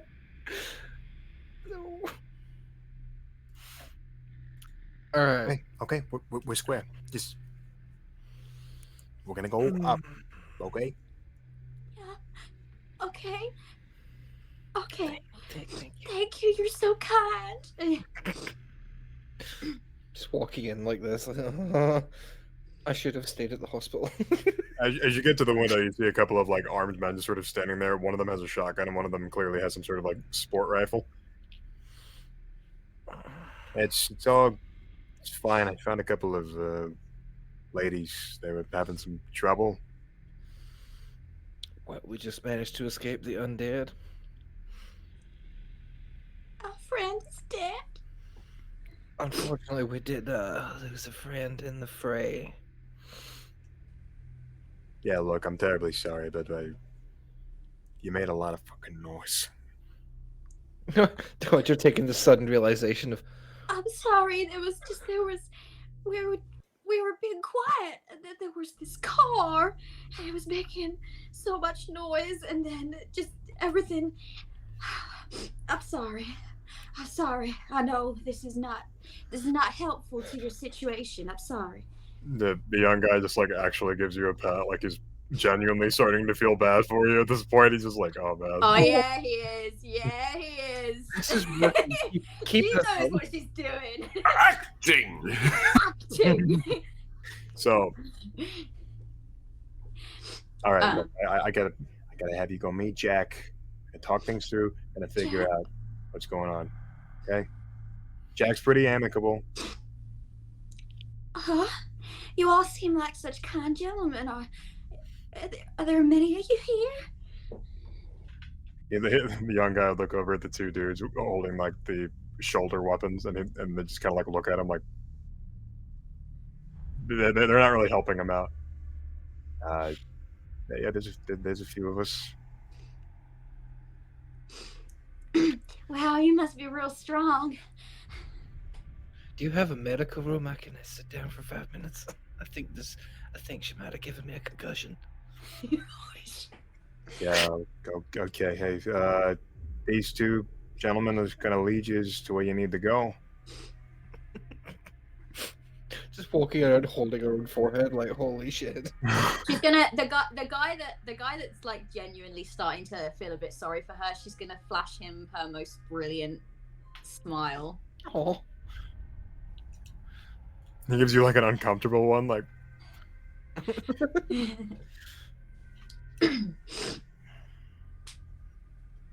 and you're led inside. And we're in the same building. We're in the same building. We're so close. The problem is, as soon as we meet up, we have the potential to die. I think that's where I'm gonna end the session. Okay, yeah. That's a good ending point. Oh, you could have ended it us meeting him and going, you. You're the train man. Wait, I'm gonna go dodge her. I love Catman Jones. Yeah. Sorry, she has the zoomies. And I love Catman. He's the DM for one of my games. He's an absolute delight. Well, everybody, thank you for joining us for Call of Cthulhu. We are going to be live again next week at the same time to make up for lost time, since we've had a few hiccups here and there with scheduling. We're just going to do it again next week, and Alec will be joining us. And Alec will be here. Oh, he's gonna be so happy when he wakes up and he's alone, and now he's Oh my gonna get a God. taste of what it's like to be Poor lonely just Brian. by himself. holy fuck. Oh no, he's not. You know, I was just going to say, I'm a little concerned how well his character's going to do with the Mafia. Yeah, no, this is gonna go horrible. He's gonna Love you, come in. Brian. Sylvie's gonna smooth over this entire situation, and just when everything is like peachy and we're all about to get out, Hannibal's gonna come in and shoot the place up. And it's just gonna be, Where's my fucking sister? Bang, bang, you bang. got my fucking sister. Thank Hannibal you as to always me. for running an awesome game, Red. I always love Oh, playing under your stuff. control, Hannibal. It's the most stress I've ever felt during a game. So thank you very much. That was so stressful. When I think of Hannibal, I think of like Max Payne, just like Oh god. I'm in a tower Yeah. full of Italians, and I'm not ordering pizza. It's just like I need to get out of here. Sylvie, come on. Well, thank you for joining me, everybody. I'm gonna let everybody give themselves some little brief introductions, where you can find them, and we'll go from there. Let's take a look at the rest. I'll start with Omni this time because I always have Omni go last. So let's have Omni go first this time. Oh, thank you, buddy. Hello, everyone. I'm the Last Omnitech, your favorite robot American, and you guys can catch me on my own Twitch channel, twitch.tv/TheLastOmnitech. Just put it inside the chat. And in literally 2 hours, I'm going to be live with a... actually, no. In 1 hour, I guess. Oh, geez, I forgot. It's not CST. It's oh, shit. Yeah, in an hour. In an hour, I'm going to be live with... Wild Skies Batanria, my Lighter Than Air Pathfinder 2e campaign. So keep an eye out for the alert, folks. I'm super excited. We got Skag, we have Vaughn, we have a number of other people, including Derek of DMDM Studios and Dylan as well. And I'm super excited. And in fact, the GM here is not going to make it this week, but he is joining the cast. So keep an eye out for that in the future. And yeah, other than that, you guys will be able to catch me later this week on DMDM Studios running Legacy, Storytelling the World Tomorrow, specifically Legacy First Flight, my campaign in the system I spent 20 years making. I'm genuinely honored to be here. I love everybody in this group. And yeah, that's me. Thank you guys so much. Thank you, Omni. You're always awesome to play with, and I'm very much looking forward to getting to join Etanria.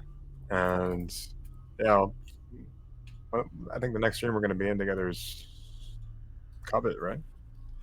Yeah, Covet this weekend.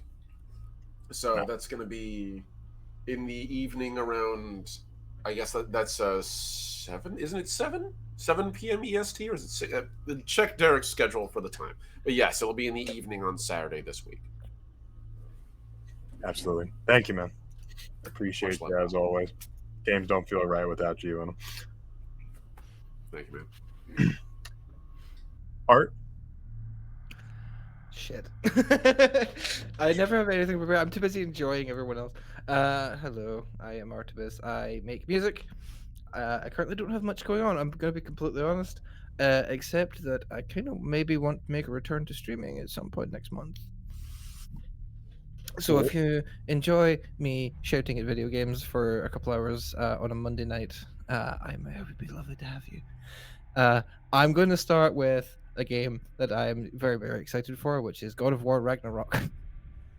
Nice. And I haven't decided what day. It's going to be a Monday. I haven't decided what week to start it on. It'll probably be early May. Let's see what happens. That's as much as I've got planned at the moment. It's going to be a Monday, God of War Ragnarok. Don't know when. I mean, hey, that's good enough. I mean, we at least have a day to it and potentially a month. That's awesome. I'm glad to see you getting back to streaming. I missed it. I'm very excited, but I'm very nervous that everyone's kind of forgotten that I do that. So I'm very nervous that nobody's going to show up. But hey, I'll probably be at work, but I'll try to be there. I will. Oh, thank you. I'll at least work. I could do that much. You're a sweetheart. I do Yeah. my best. But that's all I got going on. I don't have anything else. I appreciate it. Thank you, Art. Check out Art's music on SoundCloud. They did the music for this show, the soundscape, the intro, all them. Very much appreciate having them as always. So thank you, Art. And last but not least, the Lore Mistress 93. Me? You're talking Uh-huh. about me? Hey, Uh-huh. yeah, I'm Kat, otherwise known as the Law Mistress or Law Mistress 93. You can find me at that on Twitter, if you so choose. What am I doing? Well, I've just got finished up with Theros Season 2. We ended on some pretty big wider arc reveals. You know, so there might be a season 3 in the works, but it's going to look a little bit different. And what I will say is, if you've not watched any of that, it's a 5e campaign set in Theros. So if you've not watched any of Strands of Fate or Tides of Volition, then please go check out Girls Run These Worlds YouTube, and you can find all of the VODs on there. And they're split into very helpful playlists, so that you can watch them one right after the other and catch up with the story. You have plenty of time to do it, but yeah, keep an eye out for season 3 stuff. And what else is happening my end? Recently, I have announced that I guess it's out in the open now, so I can announce it. I will be working on a game, everyone. I'm going to be creating a game called Argo Zero. It's going to be a blend of Greek myth and ancient Greece, with maybe some sci-fi, maybe some mechs, maybe a little bit of a Lancer vibe, but like yeah. That's, I thought that would attract his attention. Yeah, and do you know what? It's really exciting. I've already been chatting with Rich because I'm making it with Hatchling Games, which I'm just blown away. Creator of Inspirals and Overalls. They create some amazing games, and I love Rich. I'm a co-designer, which I just never thought. It's gonna be great. And I've already seen maybe just a little bit of concept art, the beginnings of something, and it's really exciting. So that's going to be my project over the next many months. And yeah, that's basically what I'm up to at the moment, because I've just moved and I'm trying to figure out what else I'm doing with my life. So those are the main things. Check out my old VODs. Check out here next week, and keep an eye out for this game that'll come out at some point, probably in 2024. So cool. Cat out. Oh yeah, thank you, Kat. That game sounds like something I would love to run or play in or etc. So I'll be looking forward to it. Unless something horribly bad happens, I plan on continuing streaming into 2024. So like knock on wood. Thank you for joining me, Kat, as always. I'm glad to see that you're getting comfortable in your space. I see your bookshelves are all set up. Yeah, look at my books. Yeah, They're color coded. Yeah, the color coded. It looks so good, honestly. So- It's turning out great, Kat. I'm so happy. I don't I was know. gonna say earlier. I love them so much. That's awesome. There's a lot of them. I'm sorry, I've got a lot of books, but No, that's fucking awesome. How dare I need you? to. There's still a bit of unpacking to go, but we're getting there. Yeah, we're doing good. Well, I'm like I said, I'm glad to see you're getting settled in, and I appreciate you joining us as always. And yeah, thank you. Nobody died except for Dearman. Rip. But we're like rip apart. Anyway, so I'm gonna see if there's anybody to raid into before I do my stuff. Any recommendations? I got none online, I'm afraid. I will wait for recommendations. Unfortunately, I got nothing for you, Red. None of mine. I ain't got much right now, but I'll do my outro. Thanks for joining us. I'm Red, as you may know, one of the 3 primary colors. Content creator here on Twitch and Twitter. I'm working on a lot of things of my own as well. Still planning on getting that book out. It's fully written, just waiting on some cover art. I might do multiple covers. I don't know. I'll figure it out. I want to get my books released in paper, so it'd be really cool to have my book physical. You know, being able to hold something that you make is pretty amazing. And hell, maybe it might end up in Cat's shelf. That'd be cool. So, or everybody's shelves. But other than that, I do art. Check me out on Patreon at Red's Altars. I got these guys in the mail that I will be giving away very shortly. Some proxies for Arcane Signets. I think they're pretty. It's so pretty. I'm going to be giving I've away. said it before, I'll say it again. Red's art is fucking phenomenal. His proxies are great. Seriously, get in on this, folks. You did my D&D character, and it's my favorite piece of art I've ever had in my life. It's amazing. I do take commissions. I don't often talk about it, but I do art commissions. Commission Red to make your it's honestly the best thing I've got in my art collection. I've commissioned a few artists, and I was like, "Fuck, this is my favorite one." My style is not for everybody, but if you like it, it's just great. I can't describe it anymore. well, I'm glad you like that a lot. That was an art trade that Art and I did for the music for this, so figure that one out. But hell yeah, communism, yeah. But if anyone wants to do an art trade, I will trade music for character artwork, as I'm very poor right now. I'm just saying. But yeah, appreciate you guys checking me out each and every stream. Appreciate the viewership. The constant having like over 10 viewers is insane to me on Twitch. Like that's an achievement in its own right. But I'll be live again on Monday with Pathfinder. So if you like a more crunchy game, yeah, we're in a pretty tense situation in Pathfinder because Natalie's character literally was just like, I hate this guy. I'm gonna duel him. So they're gonna have an actual old-fashioned duel. But yeah. Oh, thank you, Squid. I'm doing my best. But like I said, if you guys want anything from me, I do a little bit of everything in the community. But yeah, I'll catch you on the flip. I don't think there's anybody I can really raid into right now. So appreciate y'all. Have a great night. Stay safe out there. And we'll be live again, same time next week. Goodbye, my friends.